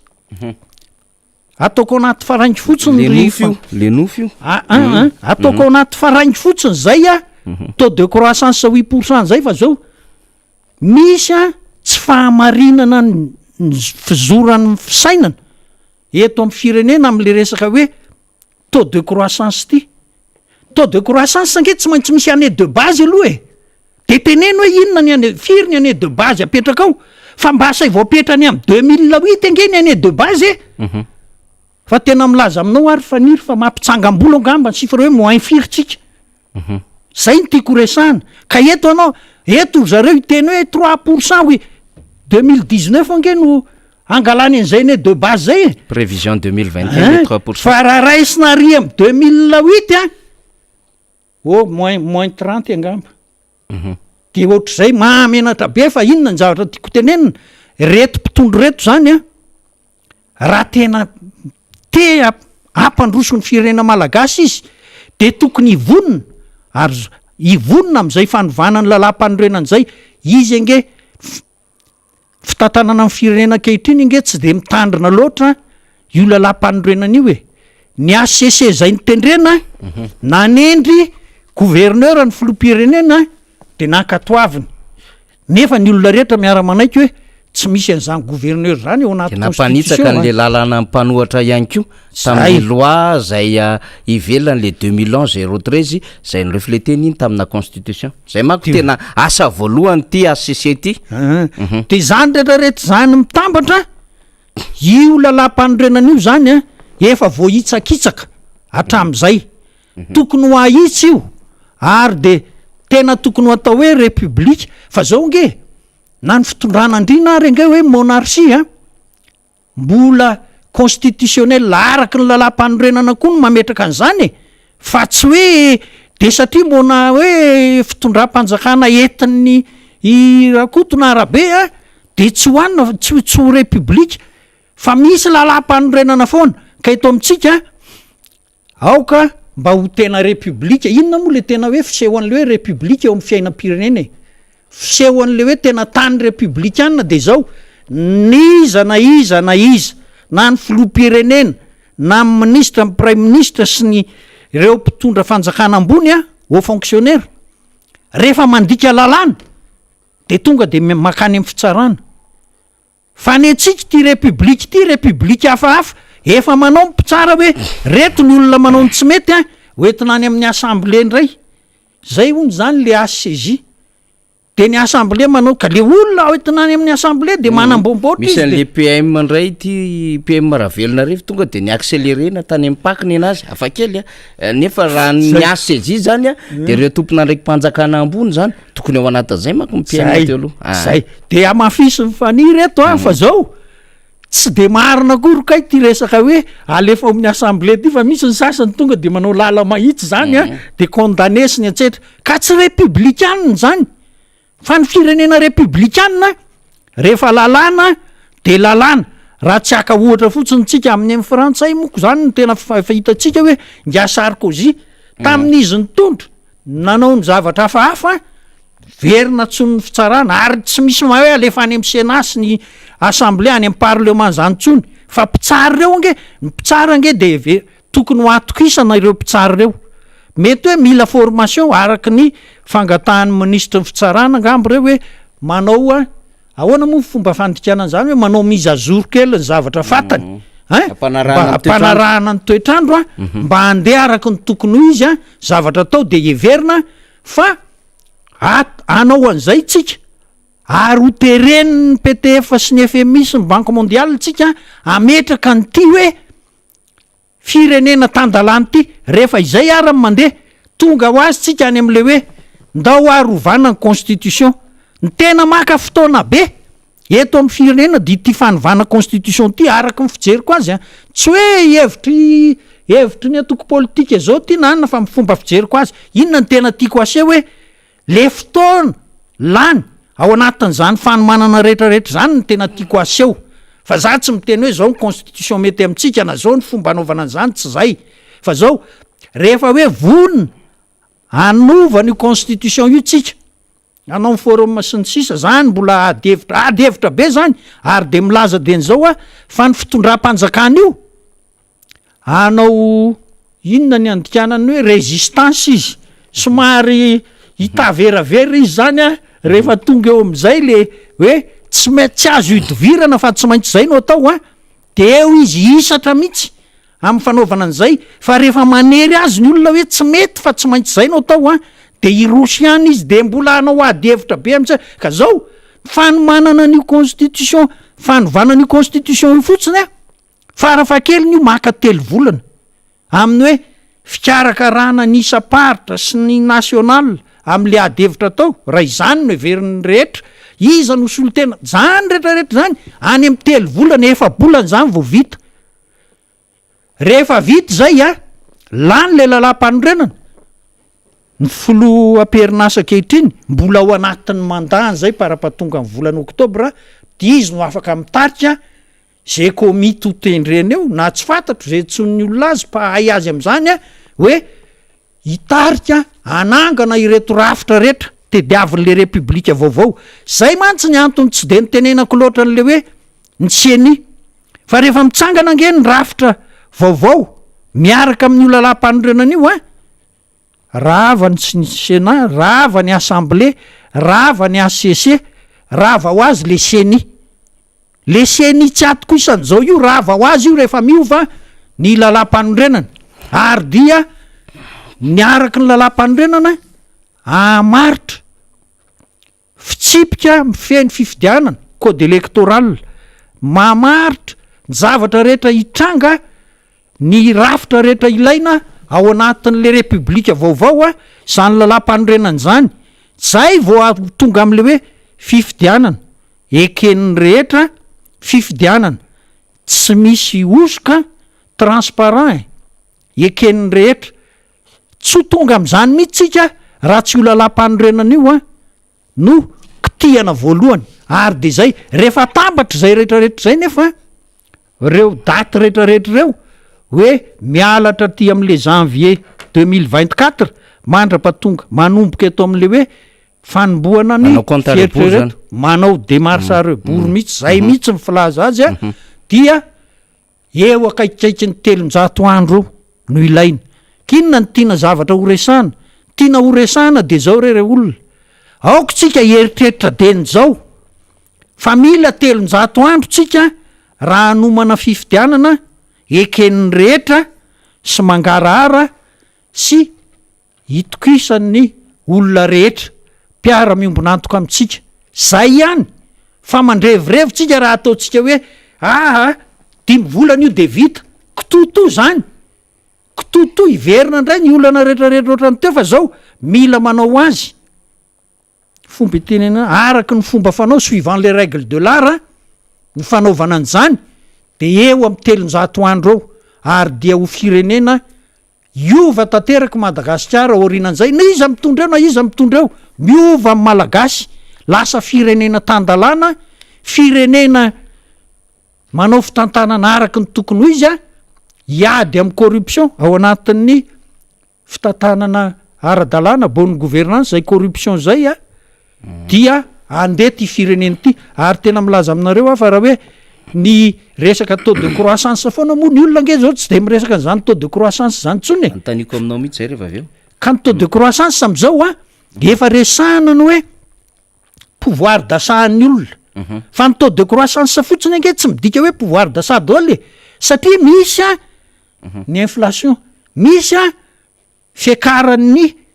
isan'ny olona hoe ny démographie mbola makasika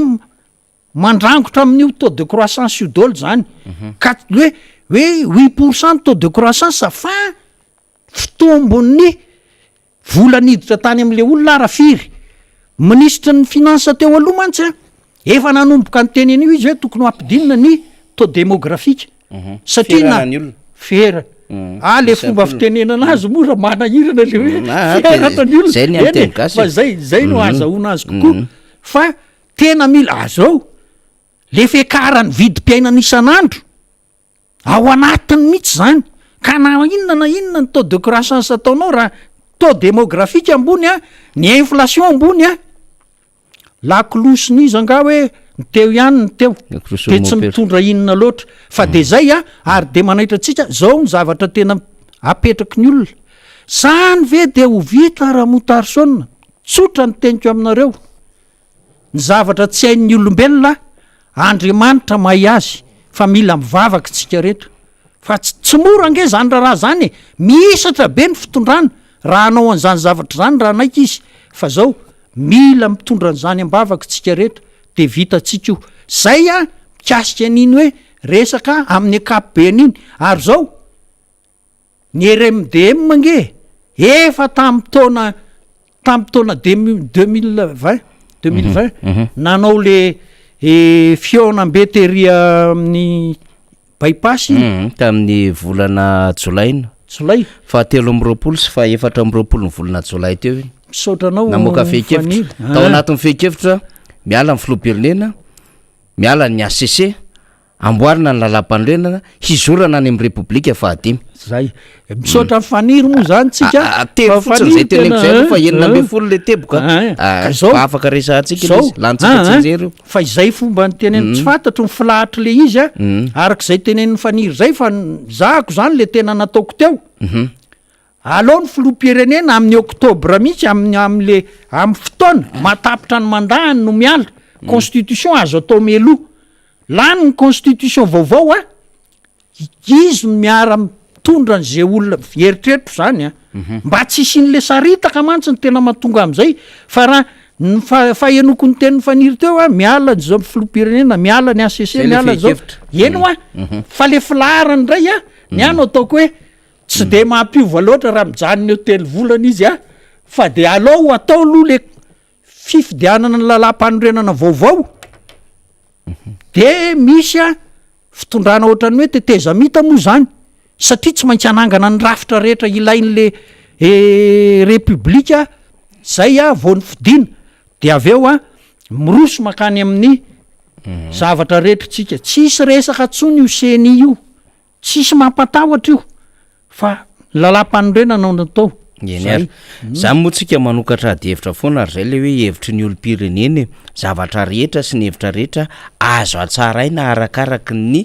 fiovan'ny fotoana sy ny fiazakazaky ny fotoana sy ny zava-misy na hoe le contexte sociopolitika ihany koa afaka hitsarana n'izany rehetrarehetra zany fa raisitsika le hevitry ny olo-pirenena tsy mifanalavitra averiko ny fehikevitry ny mpanohitra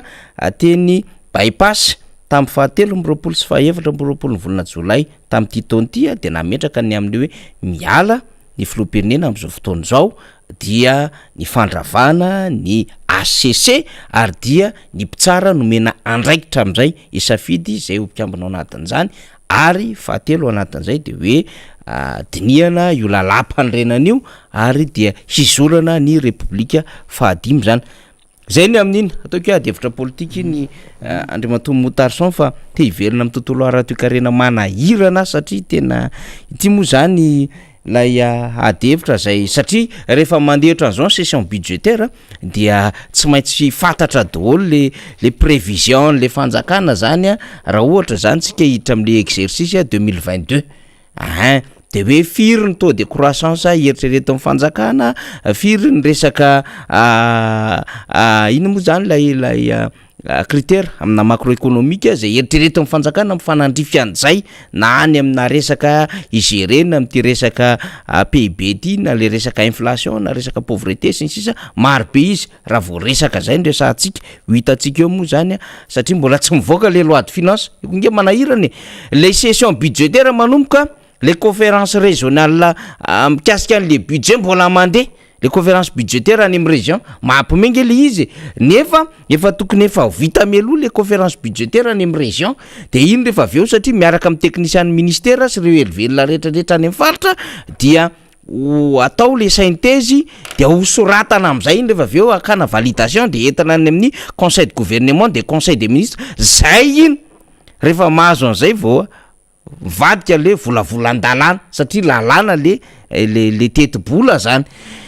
de rehefa mijery an'izy ohatran'ny hoe mbola lavitry ny avy ihany tay satria mbola miketriketrika le any amin'ny faritra any am'le conférence budgétaire zany de mbola manoratra le technicien de mbola andrasana ireo vinala izy ny tonga amin'ny conseil de gouvernement mandala ny conseil des ministres zany nefa le session budgétaire de ty zao tsika nefa tonga volana novembre zao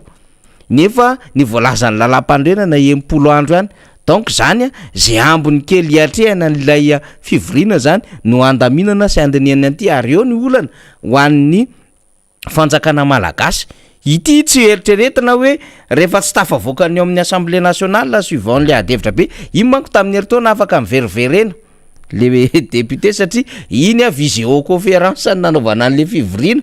de famakina maimaika ihany sy adevitra maimaika ihany limité ny zavatra azo resana zavatra azo dinihana am'le visioconférence zany fa tsy mitovy an'le hoe mifanatrika lay député sy lay exécutif satria ny exécutif zany amin'ny alala ministre ny vola no tena mitondra an'le fanohanana arakevitra sy ireo techniciana marobe ao anatin'ilay loi de finance zany de mila mamaky iny misy fotoana ny atongavana iny amin'ny assemblée nationale de mila mamaky aloha le solo-mavambahoaka fatan'le izy fa tsy tena hoe ivote fotsiny izy fa hatram'izay manko de satria maro anisy ataovy le sy andaniny lesany amin'iny de miantso any ambadimbadika any any am'le député satria mila mipasy le loi de finance fa nisy fotoana tsy mipasy de atao ordonnance zany nefa tena tonga zany de adalana mihitsiny zany na eo anatrehan'ny PTF partenaire technique et financier tsika na eo anatrehan'ny fomba fikirakirana an'le vola satria tsy nahazo fankatoavany le solo tena mbahoaka zay nge le manahirana am'ty raharaha ty de raha mijery zany tsika hoe hitantsika eo moa zany prévision sy sisa hoe inona ny voasoratra ao anatin'ilay fanazava-kevitra le exposé de motif an'ilay ministère zay mitondra ny hevitry ny fanjakana de hitantsika de raha mijery ny zava-misy am'izao zany satria tsika zany menjera ty amin'ny moins de 6,5% le taux de croissance tsika zany zao le voalohany aty amin'ny farany le manao oeraoera be sy ny sisy io de io moa zany tsy mahagaga satria zany ahitana taratra an'le hoe mahafara any atsika ihany le fomba fiasantsika le hoe lalana kely 500 metatra 570 metatra kianjanakola toera-pidiovana zavatra kely tsy de tena hoe misongadina be io ndray zao zay mandeha de toerana kely viziana mpitandro filaminana lokona am'le lokona orange sy mahampimeo le fitondrany viziana mpitandro filaminana tsy haiko hoe andrasana an'izy andray zao ny tokana an'iny mba ioeraoerano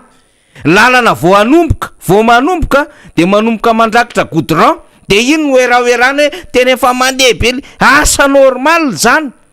de iny no oeraoerano efa manomboka le fandrakofana goudron fa nga moramora ny andrakitra goudron amina lalana 100 kilometatra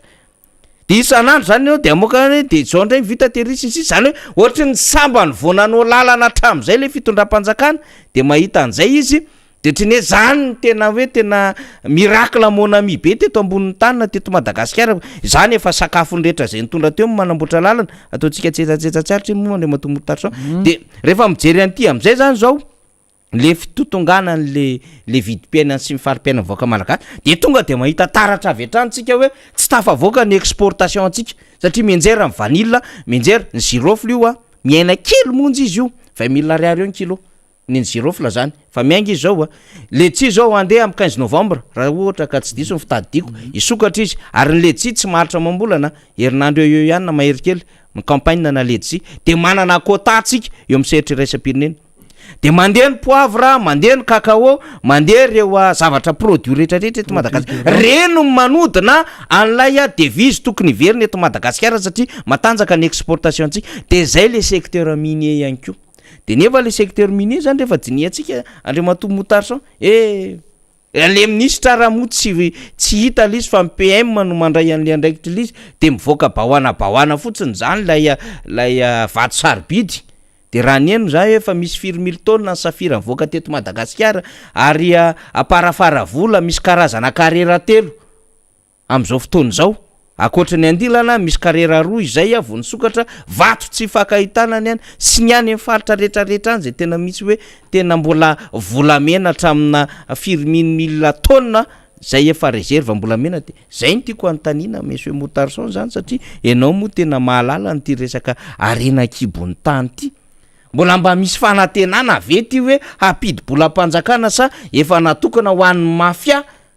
matokana ho any zay rehetrarehetra hoe mitondra fanjakana izy satria tato moa tena nahitantsika an'izany de efa hoe efa sakafo sy goûter an'le mpitondra fanjakana le minina fa tsy miditra any am'le kitapo-molam-panjakana intsony ary efa nisy atele an'izay hoe menjera le tontolo minina eto Madagasikara zay tokony hapidy-bola be indrindra akoatra ny ressource halietika zany la hoe le teo karena manga resahana io le ao anaty ranomasina io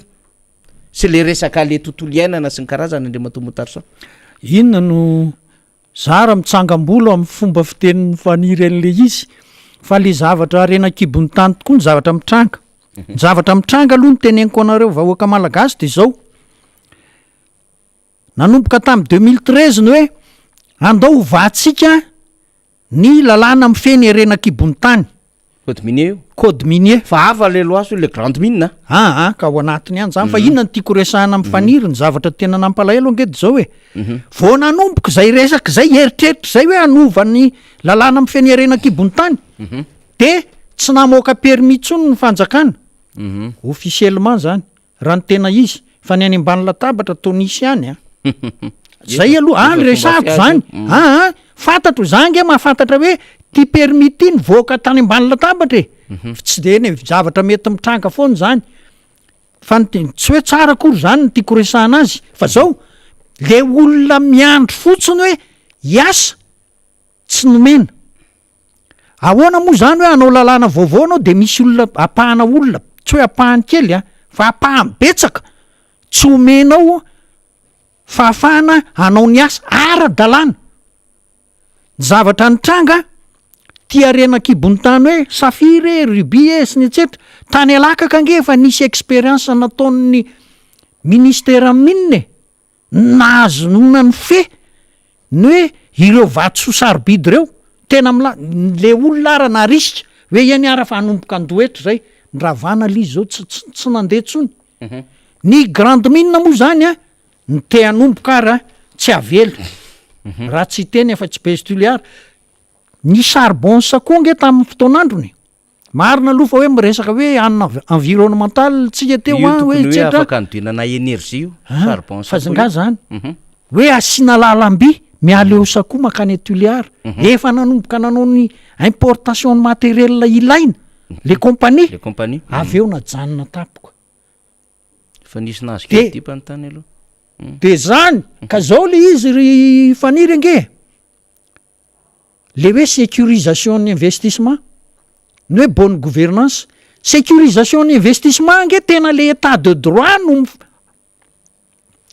zavatra lehibe mife azy fa raha hoe hovainao eny an-dalana ny lalàna tsisy olona ho avy eo nge ninona nataonao hoe tsy antoka ho an'ny fampiasam-bola taony zany ataovy mazava ny lalàna de zay nge ny tena nahatonga an'ireo vahiny reo hoe niasa teto nanomboka tamin'ny 2002 2003 2005 fa ny zavatra fikarohana nataon'ny panafrikany mainininy zany nge na ny eo amin'nisy tamin'ny fotoanandrony ary tsy nahavitany nataony zany pam zany teto Madagasikara asa tsy hitavelivelyny nataon'ny pam ny eo amin'nisy ara hoa amin'ny fitaovana rehetra sy ny olona ary fantatro ny olona atao amin'ny eo amin'nisy ange tena olona manampaizana mihitsy ny nalain'ny président Ratsiraka era Madagasikara ohatrany hoe nitsongona reto tena nahay mena fitaovana fa tsy nahavita ny atsasaky ny nataon'ny pam akory zao pam mijanona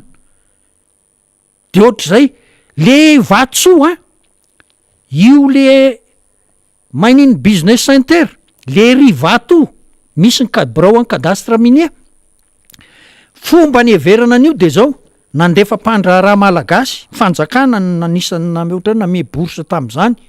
sy ny mpanao vatosoa nalefa tany Tailandy ijery hoe mba ahoana ny atondry zareo any Tailandy de izy manana ohatra n'io MBC io de ao ny mitahena ny vato de ao ny mpividy vato ny tonga de zay ny nanaovana n'io MBC io hoe ny fisainana nanaovana an'io zany a mba hoe anahaka ny any Tailandy hoe eo ny tahena ny vato a de eo ny mpividy a fa tsy mandeha le vato brut ohatrany eny hitantsika eny amin'ny aéroport isaky mihetsika kely hoe misy 900 grammes vato brut de zao fa maninona ny tsy manao lalàna ianao hoe tsy maintsy ato afaka mitondra nge le olona afaka mitondra manam-pahaizana hoe mitahe vato izy avy any a Bangkok satria ny vato any a Bangkok mbola misy traitement hoe ruby io apakary ny lokony raha misy point mangamanga fotsiny ao anatin'le vato a kasura de antso kasura misy loko mangamanga ao fa fotsifotsy le vato fa misy point kely mangamanga de traitena io de lasa manga be tena bleu royal le vato ka zao azonao manao lalàna ianao hoe ataovy ato am'ty MBC tena misy efitra an'izany ao a afana manao an'izany misy azo ivarotana tsara ao mba elana am'ty hoe ity hoe ay misy efa tratra misy vola tokony efa recouvrer-tsika eto zany par rapport an'le hoe misy MBC io ka zao toerana zany efa misy fa ny lalàna ny tsy natao fa ny toerana efa misy ary ny olona mahay mampiasa an'ireny hoe diviseur mécanique le fomba fitahena vato moderne efa misy ange misy gasy mahay an'izany ange fa raha ohatra hoe sahirana ny Tailandais fa hoe gasy no mitahe azy asay vo maketo ny mpiasa Tailandais hitahe an'le izy tsy olana zany fa zao tsy mahazo mivoaka raha tsy vato tahe no mivoaka raha vato soa zay fotsiny ange de bety vola tsy toko tsy firoana ange ny miditra amin'ny fanjakana malagasy amin'io e ary inona ndray ty le fanafoanana ny IGM ty ny ka zany le tsy mampirindra any manko le izy tiako raisiko ka zao zavatra efa mandeha ny potena lalàna avoaka tsy avoaka nga zany ny IGM nge tsy hoe ndao ntsika anao IGM de vite finy nge ao anatin'ny projet PRSM projet de réforme secteur minier no nananganana ny IGM anatsarana ny secteur minier nananganana an'io efa ambolana maromaro mihitsy mba tsy ilazana hoe taona de voatsangana io manao formation ny malagasy amin'ny fitahena vato manaraka ny fenitra iraisam-pirenena diona janony io le izy ka tsy mirindry zany am'le hoe asainao ohatra hoe anao lalàna ianao hoe tsy mahazo mivoaka raha tsy vato vita taiazy a sy ny hoe akatonao ny IGM tsy mirindra mihitsy zany lasako totoa be zany fa za mino fa am'izao hoe prime ministre zao no mandray anjara amin'ny mitantana vonjy maika ny minina hiverina anao an'izay izy fa ka izy zao mitantany eo ko conteneur firy ny voaka le misy vato 925 grammes matratra teny vato ny volamena 22 kilo intercepté tany Seychelles sisisa ka izao nge ry fanire vo matingely izy baranany zao nge itsika malagasy a mitsatoka eo am'le 73 kilo virgule 5 eo tsika ny raisina miesona fa ny volamena mivokatra isan'andro nge de nakaizary tsika mbola eo amy 73 kilo foana no ady hevitra ny zavatra mivoaka baranano izy faniry le zavatra mitranga fa zao ny prime ministre nge eniko e tany amananjary tany de nahafantatra izy hoe ao afasy tsara ao misy ohatrany hoe montagne na volamena inona moa le hoe fitenena hoe montagne volamena tsy de hoe volamena dao le kory le tendrombohatra fa le vato ao anatin'le tendrombohatra zany a misy grain na volamena ary le olona tany nge tonga tany amiko e tamin'ny taona 2018 e hoe ameo alalany zay monsieur Ramotarsona fa tao anatin'le zavatra io zay za tsy miditra am'izany le vahoaka ho any tonga ho azy teo de aloha izy aso eo fa za tsy afaka hanaka anazy za tsy hanao tsinona za tsy anina satria ny antony maro samy hafa mipetraka teo amin'ny fasy tsara fotsiny zany fasy tsara zany dabolava nge ohatran'izay ko hoe montagne zany nge navoaka amin'ny pamme pamme panafrikany maininona hoe nahazo tendrombohitra volamena ny azy ndray granita mihitsy de misy point na volamena anatin'le izy de any dabolava nge ny granita ny tontony afana manivana adedy zay vo sivanina angalana volamena mbola vo zay ny tenentsika fa tsy mbola tsy miteny hoe maro-papango any iny tsara tanàna sy ny etsetra iny ory faniry de 73 kilo anao ataontsika hoahoahoa lava tsy hoe diso akory ny olona manao hoahoahoa an'le 73 kilo fa misy vaky lala tsara foana eto e andehanan'le volamena ny hita aloha zany 73 kilo sy 22 kilo ka raha hoe zany mantsy tena exportation zany de enjana be noho ny lavanila sy ny etsetra zany rehefa tena atao ny totaliny a vokatra ka zao raha hoe tena ampandroso an'ity Madagasikara ty tsika de miteny aminao ary faniry fa tena anisan'ny sehatra anankiray tokony ho alefa ny secteur minier fa zao nge secteur minier ny teny moa zany nisy olona tao mpitondra ao ihany hoe nareo secteur minier tokony mba anao zay enon'ny olona nareo zany hoe tokony mba anao koma ihany nareo fa ohatrany hoe secteur minier mantsy a grande mine ao anatin'le chambre de mine izy zany manara-dalàna tsisy resaka mihitsy zany de tsy tia manao an'le hoe igreve zay raha ohatra ka misy an'izao tsy manao an'izany ny olona ao anatin'izany CMM zany fa de manontany hoe inona ny lalàna zao re tompoko ny tolo-kevitra kosa am'ty ahoana ny hetrareo mifanakalo hevitra foana zany ka ny olona ao anatin'ny setry ny arenan-kibony tany hoe sao de mba tonga ny fotoana tokony mba hitenitsika mba hosokafana vela iasa aloha fa le lalàna ny feny arenan-kibony tany hoe ho avaozana tsy vita ny fanavaozana azy 2013 valo taona zay no ny antony maro samihafa be de be ny zavatra faningitra ao anatin'le izy tsy vita de le olona ve zany tsy avela iasa zay mihitsy nefa ianao miteny hoe anenjika 800 ny olona mpiasa eto Antananarivo nge fa lasa be de be ny informel zany hoe le tsy mandohetra ianao nefa miezaka mpiakatra ny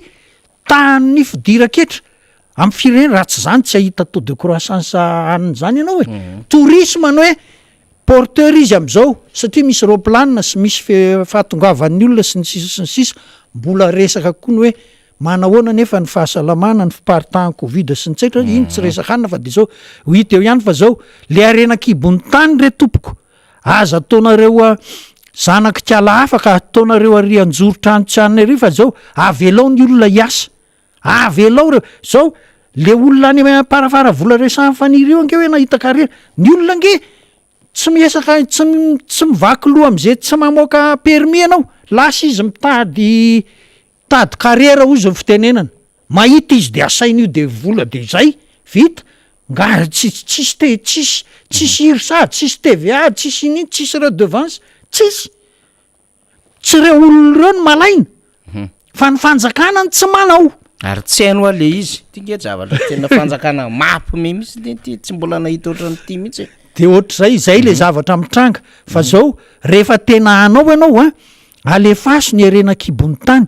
ny jono ange tsy nijanona mihitsy hatram'izay fa mandeha foana ny ala moa zany efa resaka ny tenen'ny faniry teo za manokana ngery faniry am'le resaka hoe resaka tontolo iainany ty tsy nanam-bola mihitsy ange ho fanjakany io ry faniry za miteny hoe misy zavatra ohatra zao no mitranga ry tsy mety am'le ala voajanahary forêt classé zany raha ny tenenana azy tenenina izy hoe misy olona manao zavatra tsy mety eo rotona tiarina mbola tsy nisy fanapa-kevitra natao ka ny anaty réserve ara moa ala rovana no mandeha ny fitrandrana zavatra trafika anatin'izao fitondrany zao no misy an'izany fa tsy hoe nisy famorona fa maraparantsika re matombotafiranlo zany ka inona moa zavatra ny tiako resahana miverina kely am' zavatra ny tenen'ny faniry le hoe gendarme le hoe tsekena ny fanaratsiana ny fitondrana sy ny sisa nahitan'zany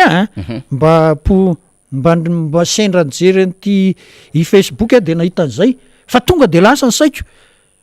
tsy gendarme ho any nanao an'ity fa ny lalàna ho a de hoe ny fanalam-baraka na ny mpitondra fanjakana na ny tsy mpitondra fanjakana zay nge no misoratra any amin'ny lalàna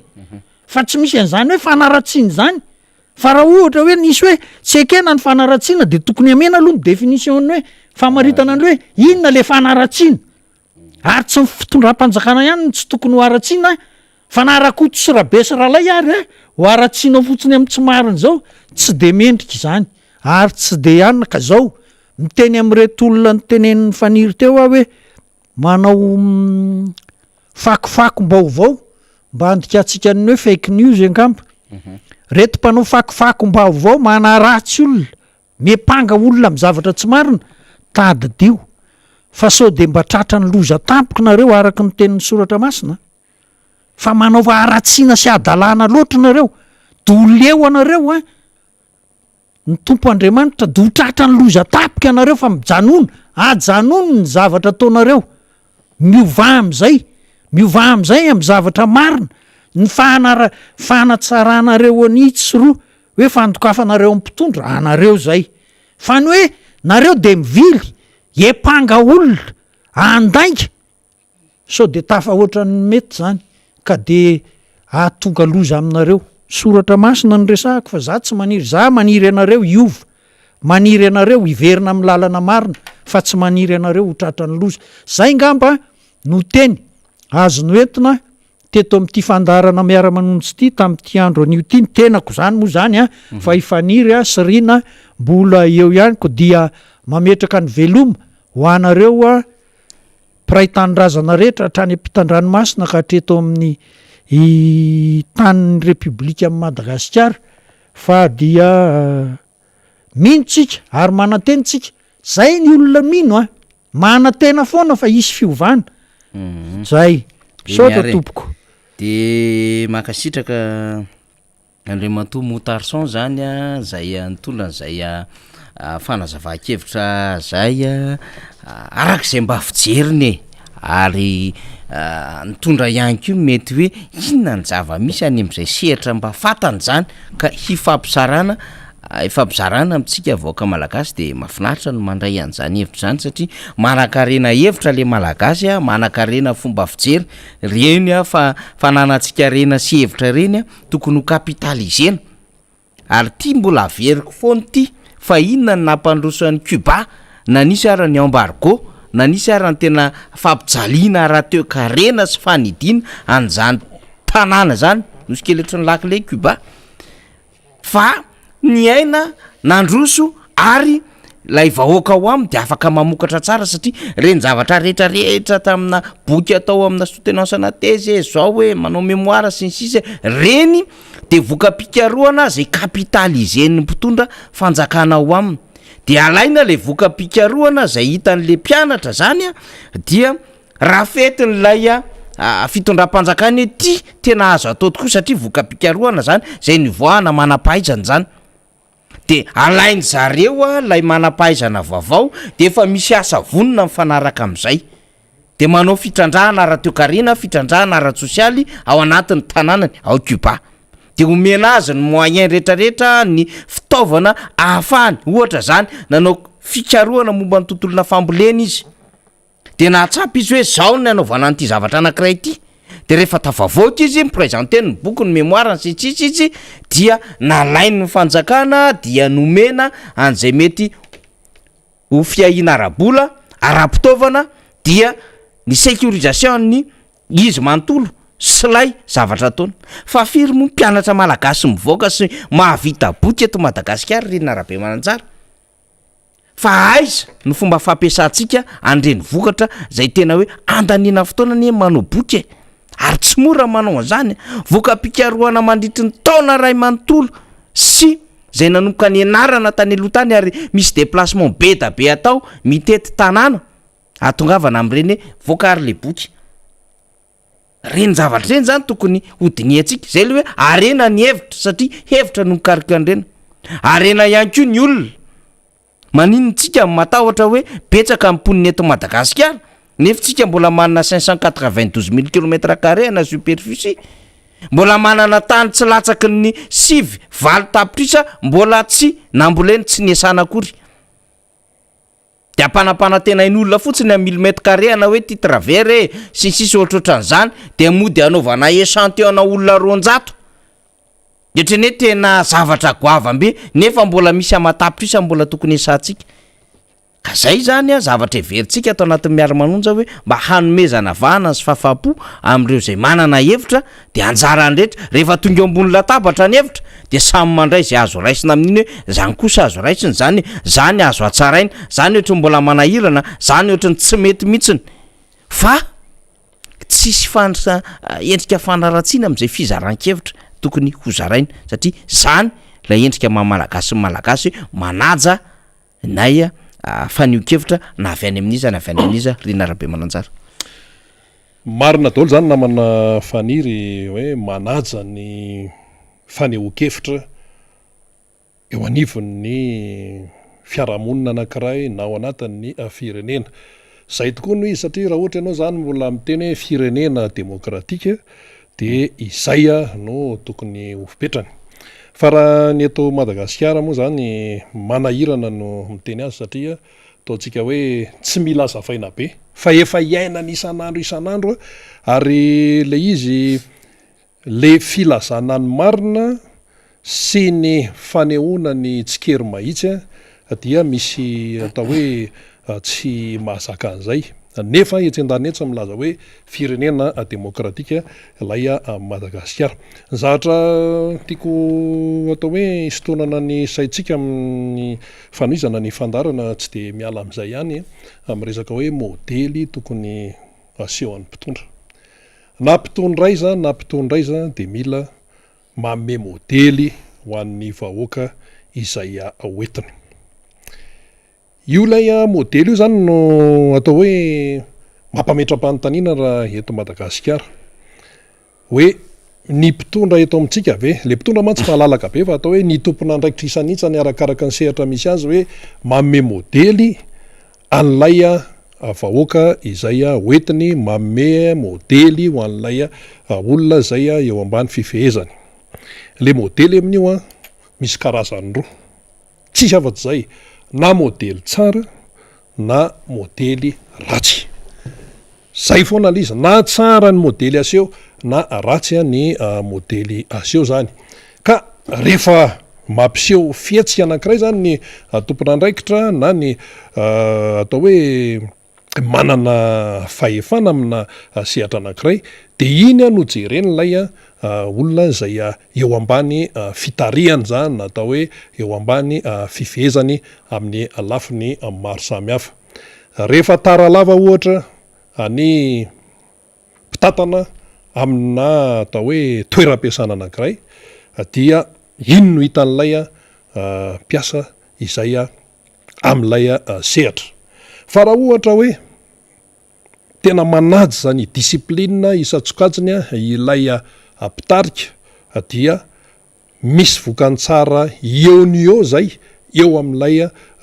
sehatra na fiarahamonina io na orinasa io na firenena io zay zany no tena fipetraka lizy fa tsy misy an'izany hoe miracle zany tsy misy an'izany mazimazi zany eo amin'ny fitantanana ny fiarahamonina na ny fitantanana ny firenena fa tsy maintsy miainga am'izay le hoe fanomezana modely zay ka raha ohatra hoe ratsy ny modely omen'le mpitantana dia manaraka an'izay le olona raha tsara ny modely omen'le mpitantana de manaraka an'izay le olona ary nisy mpandinika fiarahamonina ny teny hoe ny malagasy tompoka tsy sarotra hoentina izany ny malagasy rehefa tena dinihana rehefa tena afakafakaina zany na ny tantaram-pirenena na ny inona fa ny malagasy de olona tsopo izy olona tsotra ny malagasy fa zao rehefa taitra io malagasy io zay le mahatonga an'le hoe taitra ny lohany rehefa taitra ny lohany de tena zavatra tsy azo eritreretina no mitranga zay le malagasy zay koa angambany ataontsika amin'ny akapeny hoe atao hoe matatsinanana amin'ny akapeny satria raha jerentsika ny tantarany Madagasikara zany tany ampiaviana tany dia eo zany amin'ny akapeny ama hoe tatsinanana antsika fa izay aloha no zavatra miseho zany inona no tianambara raha miresaka hoe fitantanana ny firenena mijery sika ny ivelany ihany mampiseho modely ny mpitondra fanjakana raha tsy resaka fa tsy États-Unis sika ohatra satria reny zao firenena tena malaza be reny matanjaka be Allemagne matanjaka be zany Angela Merkel zany anie nandritra na chancelière azy de tena hoe tsotra ny fiainany kanefa zany Allemagne zany dia matanjaka be eo amin'ny resaka toe-karena maneran-tany mandeha mividy zavatra izy a, mandeha eny izy a, manao sport izy a, tena hoe mampiseho zany izy hoe na eo aza ny andraikiny amin'ny mahatompona andraiky mpanjakana azy dia mampiseho izy hoe za olona toy ny olona rehetra, zay le teny tena manandanja. Ny tenako dia olombelona toy ny olombelona rehetra, fa tsy hoe ilay titre izay mampiavaka azy amin'ny be sy maro no hoentiny atao hoe miseho etsero na sanatriny vava hoe entina andrina ny hafa, na sanatriny vava hoe entina hampisehoana toetra izay atao hoe mitondra alahelo ho an'ireo tsy mitovy amin'izany no ilay titre. Fa ny mahagaga ty amin'ny tany andalam-pandrosoana sy ny tany mahantra dia rehefa io titre io hoe zao io no atao hoe voakitikitika tena manahirana be ny mieritreritra azy satria izay angamba mola atao hoe aty tamy mahantra antsika. Voafarany teo zao zavatra ny arahana hita dia name ohatra mivaingana mihitsy ny président Marc Ravalomanana tam'le sakatsakana ny sasany tam'le RN2 iny le nakany Toamasina, nandeha tongotra 12 kilometre ny président Marc Ravalomanana araka ny nambarany zany rehefa tonga tany Toamasina izy. Ancien président zany, manana statut zany araka ny fahalalantsika azy. Fa rehefa nitranga ny toe-javatra teny an-dalana teny nandeha tongotra 12 kilometre, so de tsy azontsika an-tsaina zany 12 kilometre zany. 12 kilometre zany zao raha atao kajy tsotsotra miainga ny Sabonaminy zany parapatonga aty Andravoahangy ety. Any Sabotsynamena, Sabonamina fahalalantsika azy zany, mandrapatonga aty Andravoahangy raha ohatra ka mandeha amin'iny RN3 iny zany, fa tsy hoe mandeha lalakafa hoe miodina na ohatrany fa mandeha amin'iny lalam-pirenena fahatelo iny zany de Sabonamina manala akady kely aty Ambotrarahaba de Analamahinjy de midina de Masay amin'ny Rambevava Ambatomainty Manjakaray tonga any Andravoahangy any mbola mihoatra kely zay natao hoe 20 kilometatra. Zay ny ditongotra nataony ancien président Marc Ravalomanana tam'le niazo ny Toamasina zany noho n'lay sakatsakana. Izany no zavatra miseho. Fa ho an'ny sasany ataoko amin'ny atao hoe ao anaty farangisosina hoe ho an'ny sasany ay raha vao hoe zany toerana misy ohatran'izao na ohatran'izao dia tena hoe manahirana be, mamenatra sy ohatr'izany zany hoe mandeha tongotra zany. Ny ministra any ivelany any tompoko mandeha bisikleta mandeha miasa. Mandeha bisikleta mandeha miasa ary zany zany tazan'ny olona de ohatran'ny olona mitovy amin'ny olona rehetrarehetra ihany, kanefa le firenena matanjaka ary tena manana amin'ny maizy azy. De aty amintsika zao zany mehezany hoe ohatran'ny olona mitonantonana, ianao ve tompona andraiky mpanjakanana de andeha bisikleta mandeha miasa io tsy hoe weekend io fa mandeha miasa. Misy maro ireo ministra any ivelany any mitaingina bisikleta mandeha miasa raha ohatra zao tsy resaka fa tsy ny any amin'iny nordique iny isika any amin'ireo firenena any amin'ny tapany avaratry ny ilabolatany zany, misy andry Suède, misy andry Norvège sy Danemark reny de be dia be ny tompona andraiky mpanjakana ambony mandeha bisikleta ao anatin'izay satria eo aloha ma hoe te iseho izy fa olom-pirenena ataon'ny olom-pirenena rehetra. Fa ny tena anankiray lehibe de ny hoe tsy misy ahiny manoloana ny mpiray tany razana aminy satria madio ny sainy, madio ny heveriny fa hoe fomba anatanterahany ny andraikiny ao anatin'ny fanatanterahana ny disiplinina. Io zany no mbola tsy ampy mihitsy ho an'ny aty amin'ny tany sahirana zany tahaka ny aty amintsika indrindrandrindra ny aty amin'ny firenena afrikanina izany fa tena mila atao hoe ezaka be. Iza moa no tokony ezaka amin'izany fa izay tompona andraikitra izatsokajiny no tokony anao ezaka. Fa ny zavatra misy any amin'ireo firenena matanjaka raha toe-karena indray no misy ny tena hoe fanehoana modely amin'ny fomba fiainana andavanandro. Resaka fiainana andavanandro zany tsy misy resaka hoe zavatra sarotra be na zavatra lalina be fa tena hoe fiainana isanandro dia mampiseho an'izay fahatsorana. Zay le teny malagasy mampiseho ny tena hoe fahatsorana ilay tompona andraiky mpanjakana ambony any amin'ny firenena matanjaka aiza ho aiza am'zany ny aty amin'ny firenena manitra tahaka ny Madagasikara zany manoloana an'izay toejavatra izay metimeritreritsika hoe zavatra maivana zany zany ve tsy tokony isy fiatraikany amin'ny fiainam-pirenena zany tsy maivana mihitsy zany tompoko ary tena misy fiatraikany amin'ny fiainam-pirenena satria raha nitoetra amin'ny malagasy no donianao io malagasy io ny ataony de mitazana foana inona mipirofo be deabe ne zao ny kolotsaina avy any ivelany tazan'le malagasy dia tonga de ampiariny ohatra fotsiny zany ary le malagasy mora mampiatra zavatra izy ohatra fa ihany koa tam'ireny 2009 reny ane ndrehatra ny tetsy ndrehatra ny tery ndrehatra ny tery manerana Madagasikara ndrehatra tsy iverenantsika tsony hoe anatonga an'ireny ay azakagitsika am'izao fotoana zao raha misy firetana azy hatramina hoe valan-javaboary dia amrehatra satria maninona mijeriny zay efa teo aloha lay olona zany de hoe rehefa manao an'ity za de mety koa zany fa tsy araka ilay fitenenana hoe zay ateniko ataovy fa izay ataoko aza atao misy mantsy ohatran'ny filozofia hafahafa ohatran'izany eto amin'ny fiarahamonina eto Madagasikara dia manahirana le toejavatra izay toejavatra izay zany dia miteraka tsy fandrosoana ohatrany hoe tsy de hita amin'ny vantana fa tena rehefa dinianao zany le izy tena rehefa mitambatambatra de misy fiatraikany ratsy eo amin'ny firenena izay lay hoe fakana tahaka ny zavatra tsy mety izay nefa le vahoakany taritina izy fa tsy hoe izy akory no mitarika noho izany zany raha vao tsy eo ny faiza mitarika raha vao tsy eo ny fahaiza mitantana ataony tompona andraikitra izay manana andraiky ny araka ny sokajiny avy zany dia tsy maintsy fiatraikany ratsy zay aty amin'ny vahoaka izay hoentina izany mifandray am'izay ihany koa sady famatotra am'izay ty resaka hoe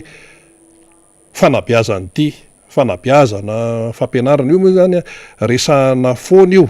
fa anisany tena mba nahalasan'ny saina rehefa mandinika ny toetra raha-pirenena ny tena maha-olo-pirenena sy amin'ny mampanao gazety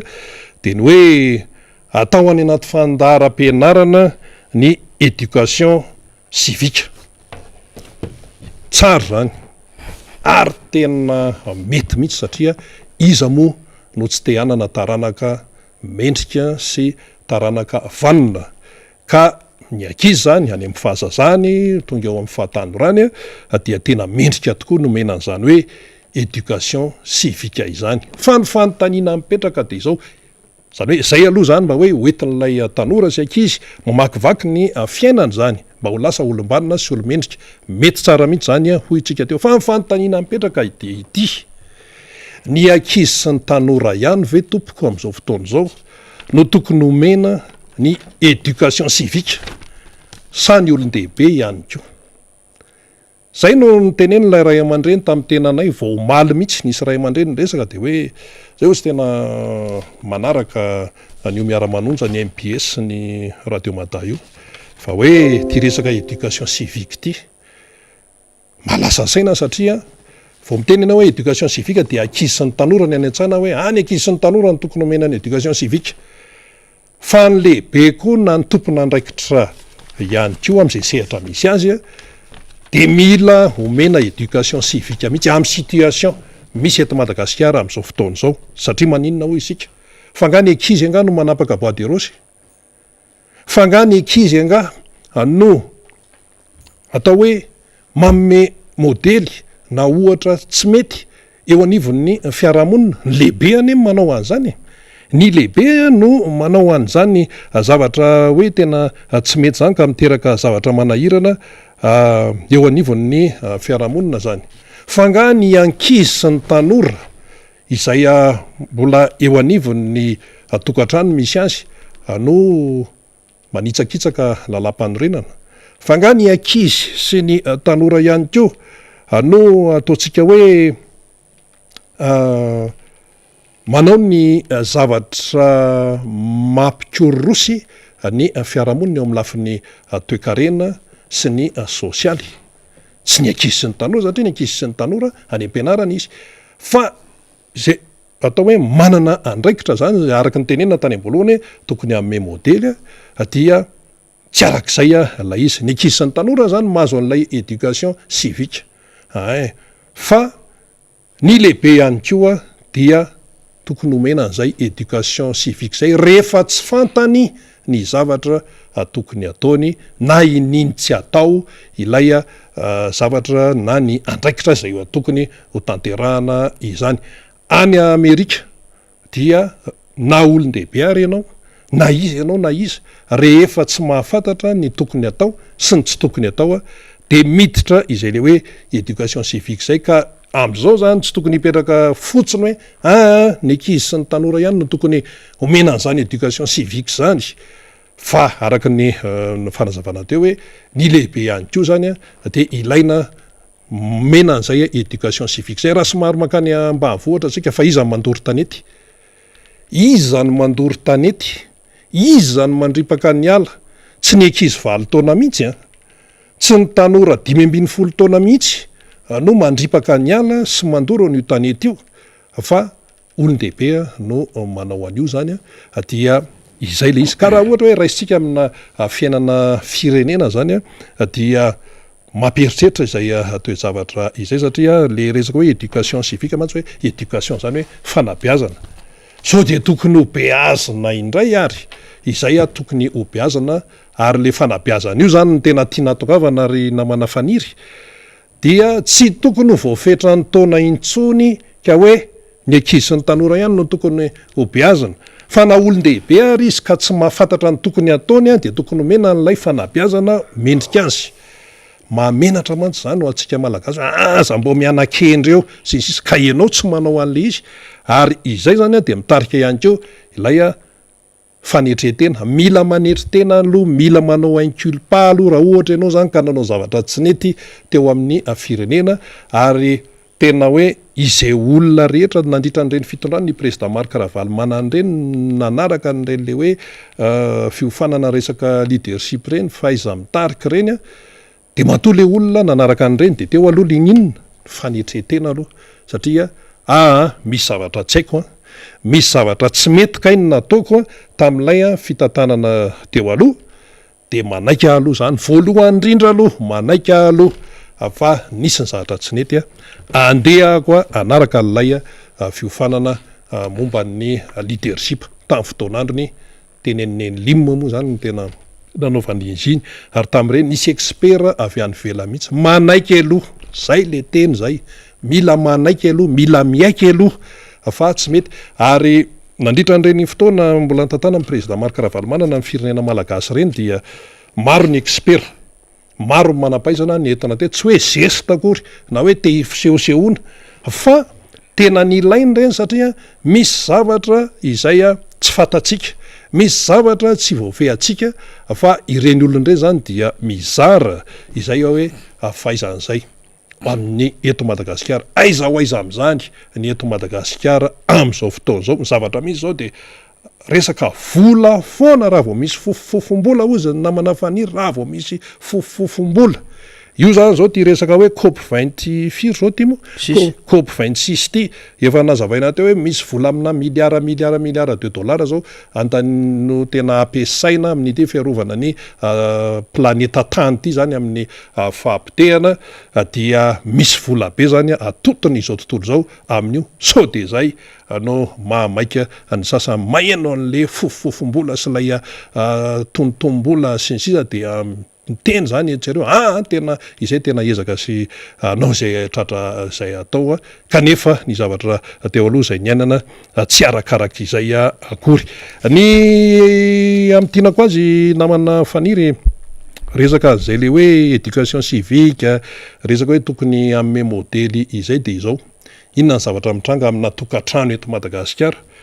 tena atao hoe zara raha miaina ny tokantrano amin'ny resaka fifandraisan'ny ray aman-dreny sy ny zanaka izany ao amina tokantrano anankiray. De misy miteny hoe tena anjaran'ny ray aman-dreny mihitsy no mitaizany zanany araka ny tokony izy, tokony anjaran'ny ray aman-dreny no atao hoe mitondra fanabiazana omena ny zanany aloha zany satria izy ny tompona andraikitra voalohany ao anatin'ilay tokantrano mariny zany ary tsisy mandany zany ary voalazany lalàny zany rehefa manao inona moa ny manao le fisoratam-panambadiana de mahazo boky mpianakaviana de misy fanontaniana ataon'ny be ny tanàna am'zany am'le mpivady de hoe zao de ohatr'izany koa rehefa ny ampiangonany reny de misy fampianarana atao mopera na atao pastera de hoe tena hitaizany zaza sy ny sisa fa zava-misy noho n'le fahantrana dia tsy vitany ray aman-dreny maro intsony ny mitaiza an'lay zanany araka ny tokony ho izy de maika fotsiny sasany amin'ny tsiny hoe ka ny ray aman-dreny tompona andraikitra am'zany fa jereo tsara ny le fipetraka le toetra ray mifo amin'ny efatra maraina lay ray mpianakaviana sy rem-pianakaviana ilay rem-pianakaviana mandeha karama manasa lamba ilay ray mpianakaviana mandeha mikarama mitarika sarety le sarety le mitondra entany reny zany zay ny asan'izy mivady dia ny zanany telomenada mianatra any amin'ny EPP dia samy mandeha mitady vola any io zany le hoe mitady vola isanandro samy mandeha mitady vola any izy mivady de tsy miditra ny trano izy mivady tompoko raha tsy amin'ny 7 le zaza zany efa mirava aloha de reny zany efa tonga aloha ao an-trano ao de rehefa tonga izy mivady amin'ny 7 dia mikarakara sakafo sy sisy eo miodikodina eo de rehefa reraka de tonga de mamonjy fandriana tena tsy maharay tena araka ny fomba filaza azy tena mahitsy zany filazako azy zany tsy maharay tena de rehefa eo zany dia tena hoe torimaso tena faraziko zay tena torimaso satria reraka tonga indray ny amin'ny efatra maraina na mialohan'izay ary de mifondray izy mivady de raha matoa moa zany mikarakara sakafo kely vary sosany zay azo karakaraina eo na kafe somofo ary io kafe somofo tena fiainan'ny any ambavy ohatra io kafe somofo de mikarakara an'izay de lasa indray de ometsika tsiny ve ilay mpivady manoloana zany toe-javatra zany tsy vitany mitondra ny fanabiazana ho an'ilay zanany zany ao atokantrano satria aiza ho aiza am'izay fotoana zay kay no isin'ny fotoana ahafahana hoe mitondra n'lay mba hoe miresaka raha ny fotoana iresanao tokantrano hoe zao tsisy tsony zany ny zava-misy am'izao fotoana zao tsisy tsony zany fa de hoe samy repitry ny fitadiavana tompoko ny isa tokantrano lay maro anisa lay lazainy banky mondial hoe mahantra miaina ao anatin'ny latsaky ny $1 le 900 maherin'ny malagasy sy io resahany io zay zany lay izy tena hoe repitra fa nany any ambanivohatra nany aty an-tanan-dehibe dia misy zavatra hitovizany zany noho le hoe rotoroto lava tena hoe mitady vola nefa le vola tadiavina tena hoe ambiviny de ambiviny sara fa mahavelona resaka toekareny zany ary misy fiatraikany any amin'ny sosialy ary misy fiatraikany any keo any amin'ny antsona hoe maha-olombelona mihitsy inona ny mahatonga an'izay sitrapony malagasy ve ny te antra tsy sitrapony malagasy ny te antra fa noho ny lay atao hoe tsy fetezana eo amin'ny fitantanana ny firenena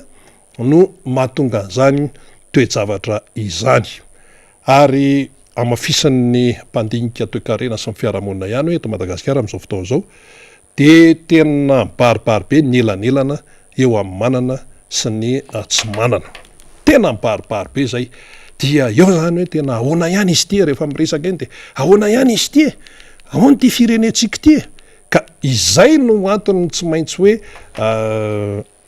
atao hoe tena tsy maintsy anarahana amin'ny tsipriany an'lay raha-pirenena fa io tsy vitany hoe ahoana ihany izy ty fa tena hoe tsy maintsy misy ihany keo zany ny andraikitra ny tsirairay eo amin'ny fanarahana ny zava-misy ary ny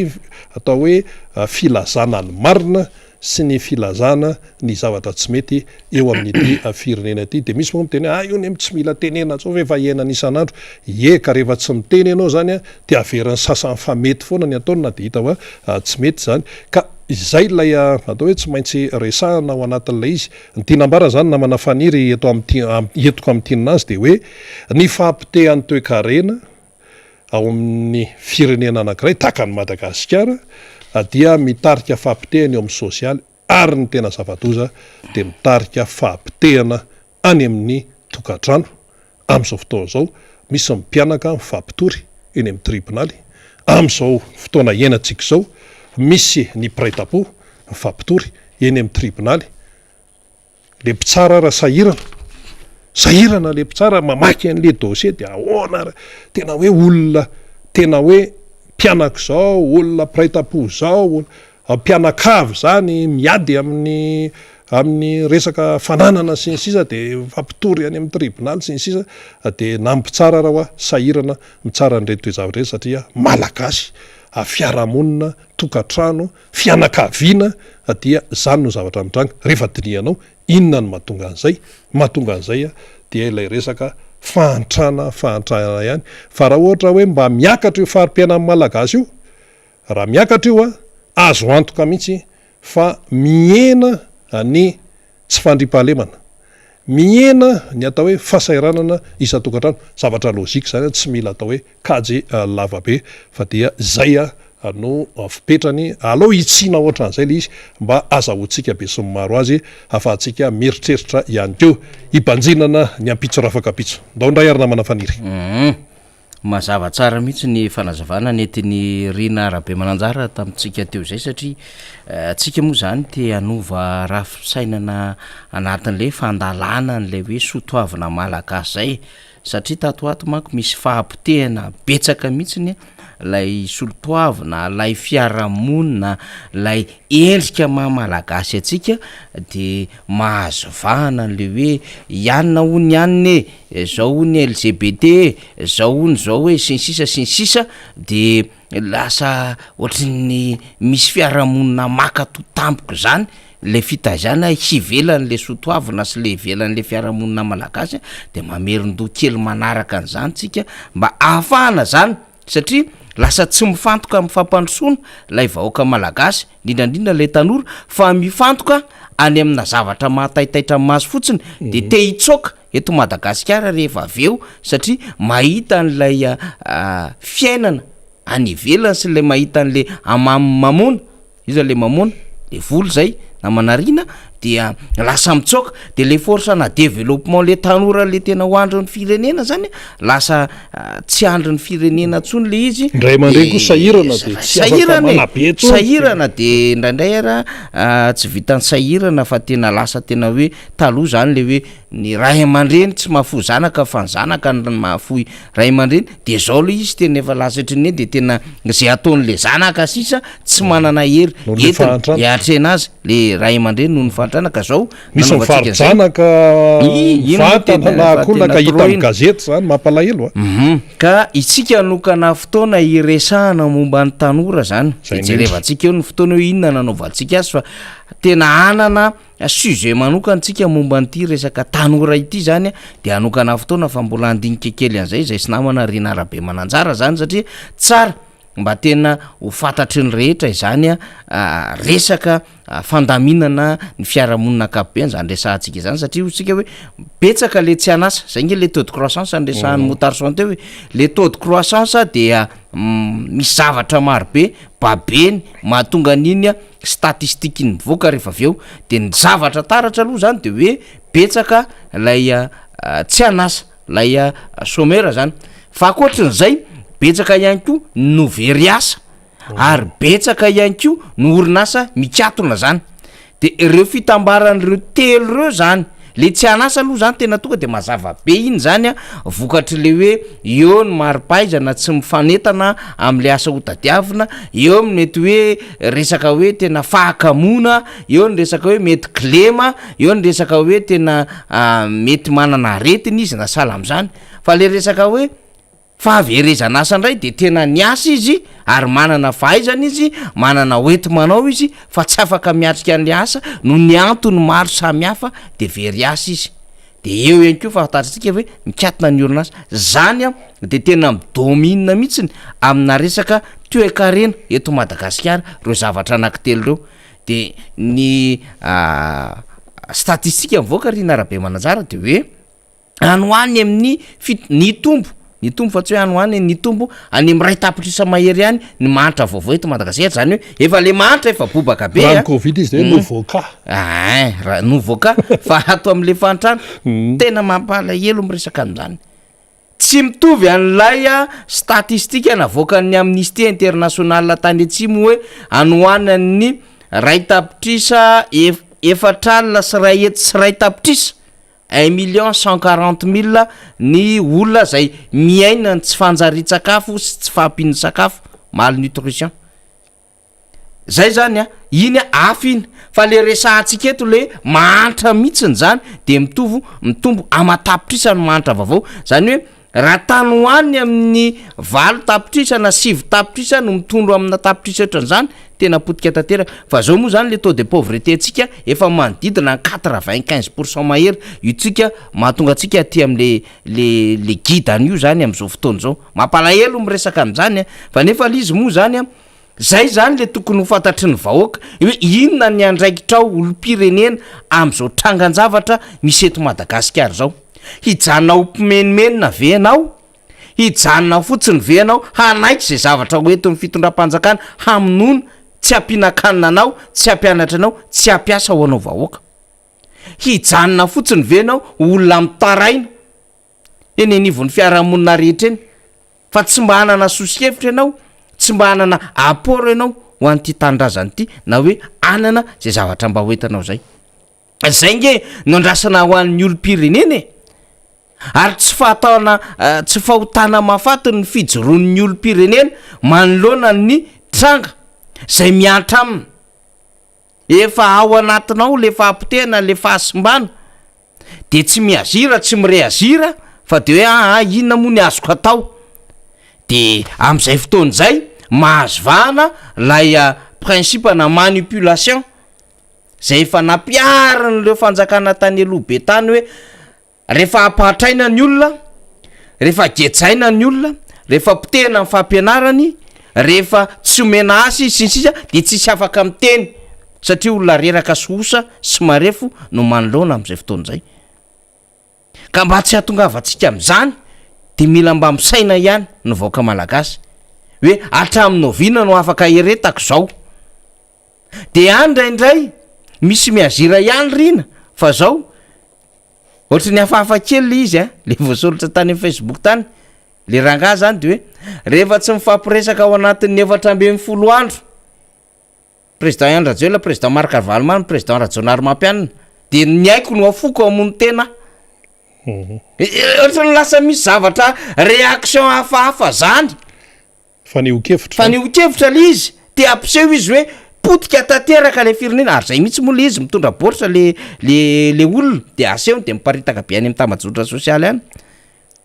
de hoe tena mifampiresanareo dikan'le mifampiresanareo simba le firenena potika le firenena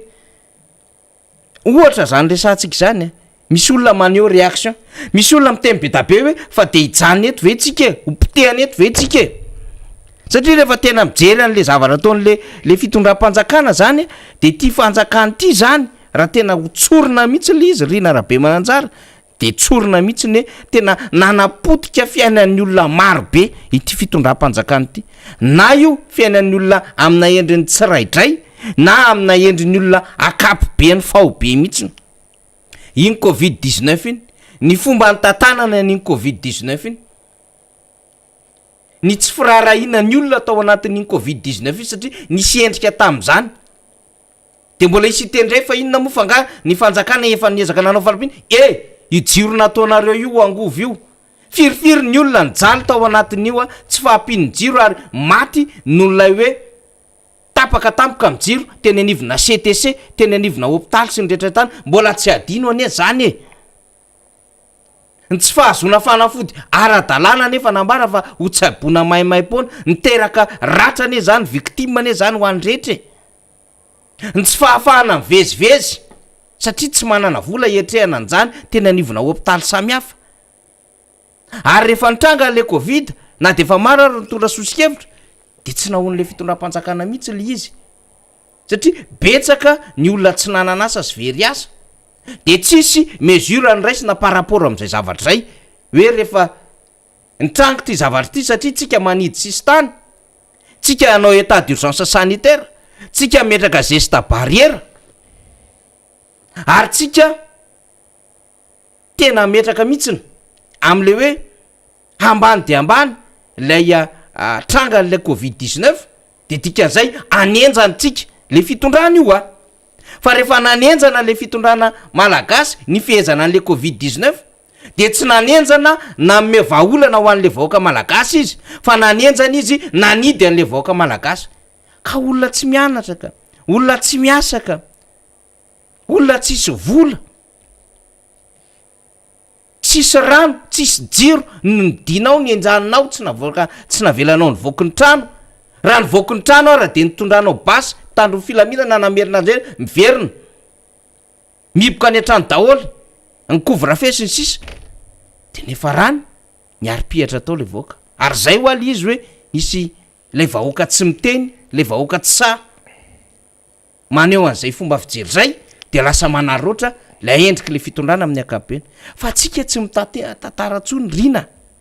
hoe inona ny fanapotehana mpandrara maro samihafa inona ny fanapotehana tompona ndraiky mpanjakana ambony samihafa teto anivon'ny firenena inona ny fanapotehana olona tsy mitovy fomba fijery am'le fitondram-panjakana ka na resaka cybercriminalité tsisy dikany ary resaka lazaina fa mamatsy hetsika ana mpianatra rian'ny sapanina ambopo tahaka ny rôle mercia teraka fahampotehana olona ane zany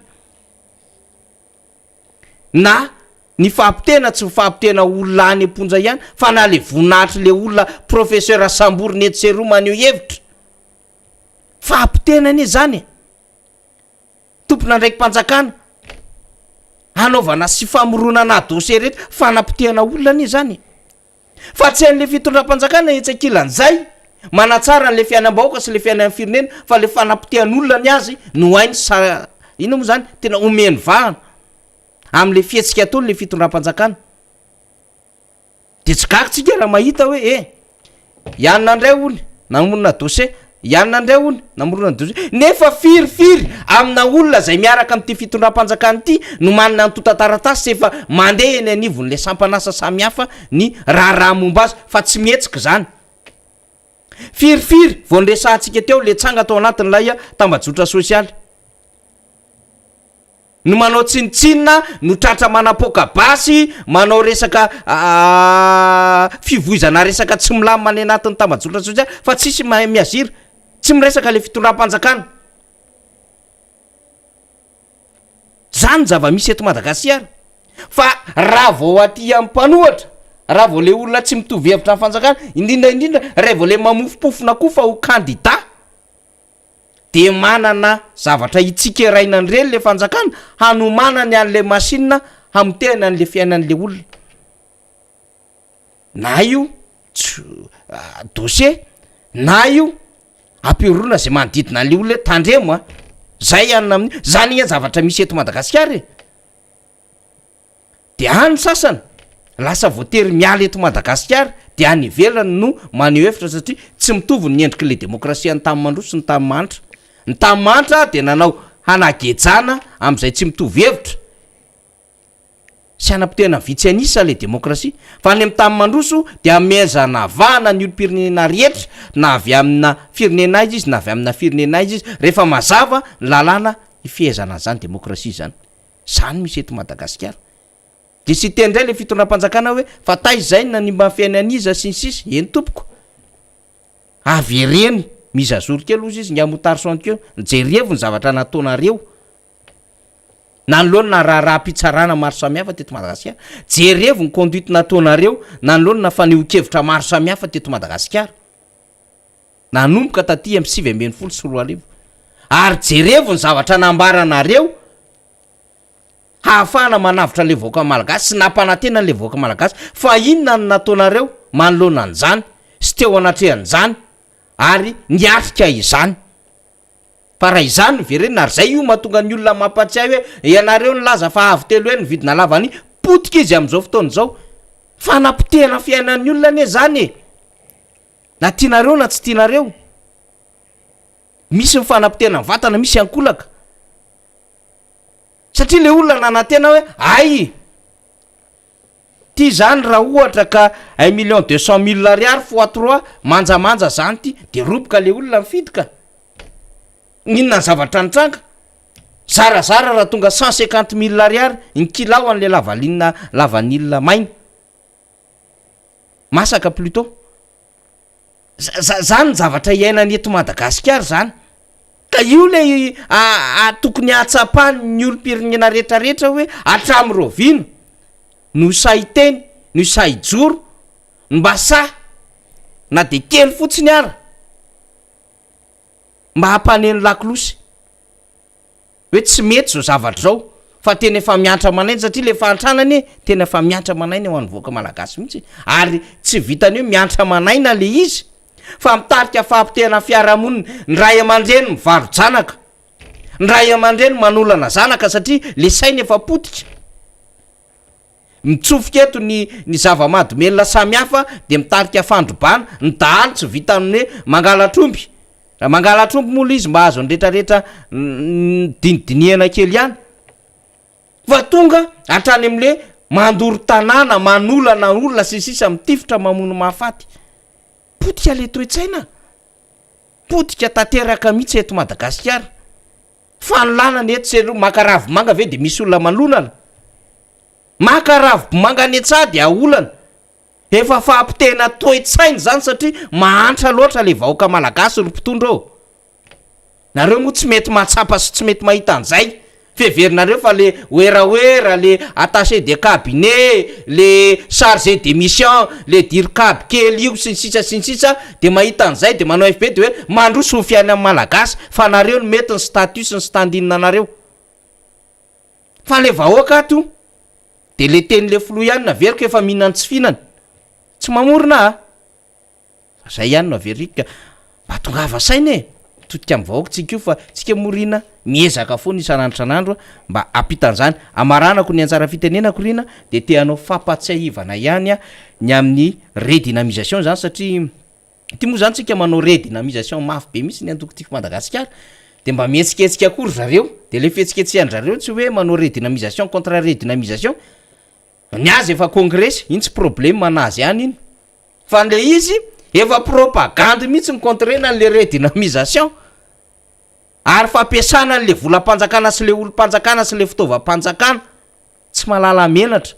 eo anatrehan'le fomba fanaovana politika ka io moa inona moa misy fitenena zay rina hoe azakazaka ihany ny fomba ny sarety mandeha alosa inona moa misy fomba fitenena an'ohatran'izay fa mivahoaka akory draba io efa mibelaka efa mahiratra amin'ny mason'io mahafantatra ny tokony alena ka zao amin'ny sabotsy fahen'ny volana novambra ho atsika fokotany nanosopatrana atsinanana zany a ao amin'ny madame Saondra ny redynamisation antsika zany amin'ny roa ora averiko indray zany a ny redynamisation ny fokotany anosopatrana antsinanana de amin'ny sabotsy fahen'ny volana novambra zao amin'ny roa ora ao amin'ny tranony madame Saondra zany atao anatin'ny distrika faefatra mbola amin'ny sabotsy ihany fa ho an'ny fokotan'ny Akaditomaroa sy ho an'ny fokotany Ouest Mananjary de ao amin'ny espace ifampitatso fokotany 3L ho anatanterana izany fa ho an'ny Akadito de amin'ny roa ora fa ho an'ny fokotany Ouest Mananjary dia amin'ny sivora maraina nanaovana azy fa ny toerana samy espace ifampitatso de ny alahady kosa ao amin'ny centre social Ampefilo Ambodirano zany ho an'ny fokotany Ampefilo Ambodirano hanatanteraka izay redynamisation zany district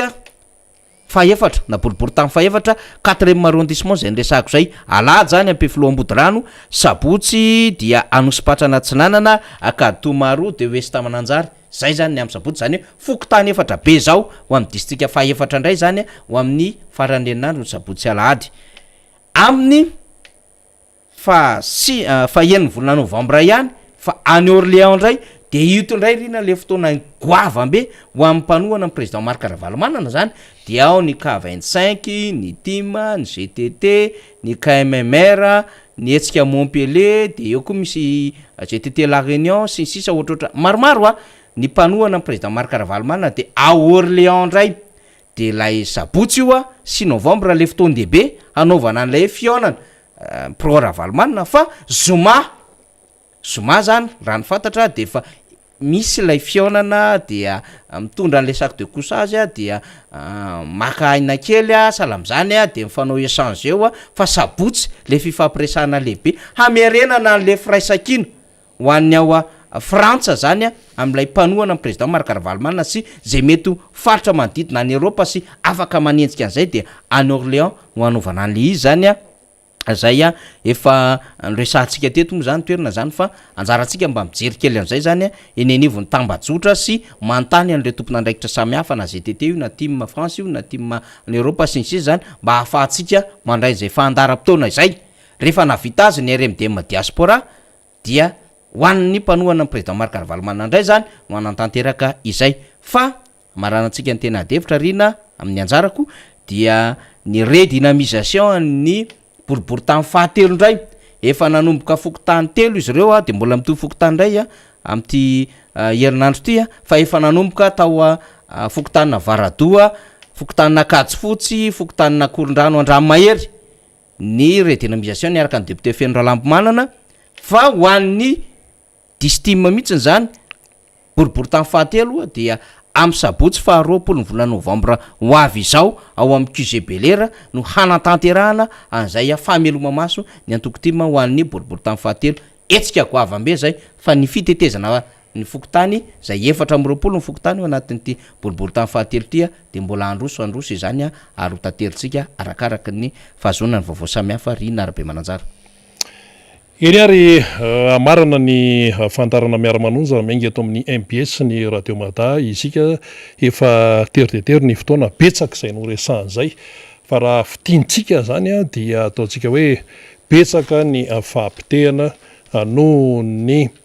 atao hoe tsy fipetrahany tena faiza-mitantana araka ny tokony ho izy ka dia misy ny fampitehana mivantana de misy ny fampitehana ankolaka, misy ny fampitehany amin'ny maha-olombelona de misy ny fampitehany ara-tsaina de ny ara-panahy ihany koa tafiditra ao anatiny izay. Fampieritreretana anankiray no etsika manakatana ny fandarana amin'ity indray mitoraka ity asa raha mba fantatrao azo antoka fa fantatrao fa tsy de be presaka mitombo be de be amin'izao fotoana zao ny mangataka fisaraha-panambadiana eny amin'ny tribunaly eny mampalahelo zany le tiano resahany eo le nisoratra tany amin'ny mairie zany dia mangataka fisaraha-panambadiana de rehefa natao ny fanadiadiana de antony roa ihany matetika misy moa tena hoe antony hoe cas spécial fa antony roa ihany matetika no mahatonga an'izay na zany io resaka adultère tsy resantsika betsaka momba an'izany fa iny zany fiainana manokana iny na io vokatry ny tsy fisim-bola ao amin'ilay tokantrano tany aloha de mifankatia tsara izy mivady satria de samy ny asa fa rehefa rava ny orinasa izay ny asana dia tsy nisy tsony ny volanitra tokantrano nefa efa niteraka 4 5 de nefa rany alao farana ny tiraraha ty fa tena ohatrany tena tsy mety tsony satria tsy misy vola zany izay entina mamelona an'ilay tokantrano izany dia lasa potika ilay tokantrano fanga sitrapony izanvady no natonga ny orinasa ny ikatona zay le fanontaniana fa noho ny antony maro samihafa zay tsy atao hoe tsy andraikitra le mpivady no natonga an'izay de lasa lay tokantrano sy lay mpivady sy le zanany no mizaka ny vokatry ninona vokatry ny tsy fisinasa ay zany io tsy fisinasa io tsy miteraka fotsiny tsy fandripahalemana fa miteraka fampitehana tokantrano firy no tratran'izany tranga izany mandana jereo amin'ny fitsaranao fa feno dossier izay mangataka fisaraha-panambadiana fa dia io moa zany ataontsika hoe zavatra mitranga zany tsy vitany hitsetsetra eto fotsiny mampalahelo tokoa zany fa de ahoana fa dia matoa zany resana dia mila ny atao hoe tena fandraisana andraikitra mba farafaratsiny mba miena ny toejavatra tahaka an'izany fa io nefa tsy hena fotsiny fa tsy maintsy ny toe-karena ihany no atao zay ampatanjaka azy misy mpitondra dia any amin'zareo zany no apetraka amin'ny fanontaniana hoe fatany ve zany sa tsy fatany fa dia ny anjarantsika aloha zany ny anjara nyfandarana ohatranytony dia ny miteny ny milaza ny zava-misy tsisy laingy zany fa tena misy ary dia izay no etitsika mamarana ny fandarana tamin'ity indray mitoraka ity isaorana ianao naritra hatramin'ny farany ary dia eo netondray isika rahabitso amin'ny alalan'ny feo sy amin'ny alalan'ny sary samotanin'Andriamanitra veloma tompoko.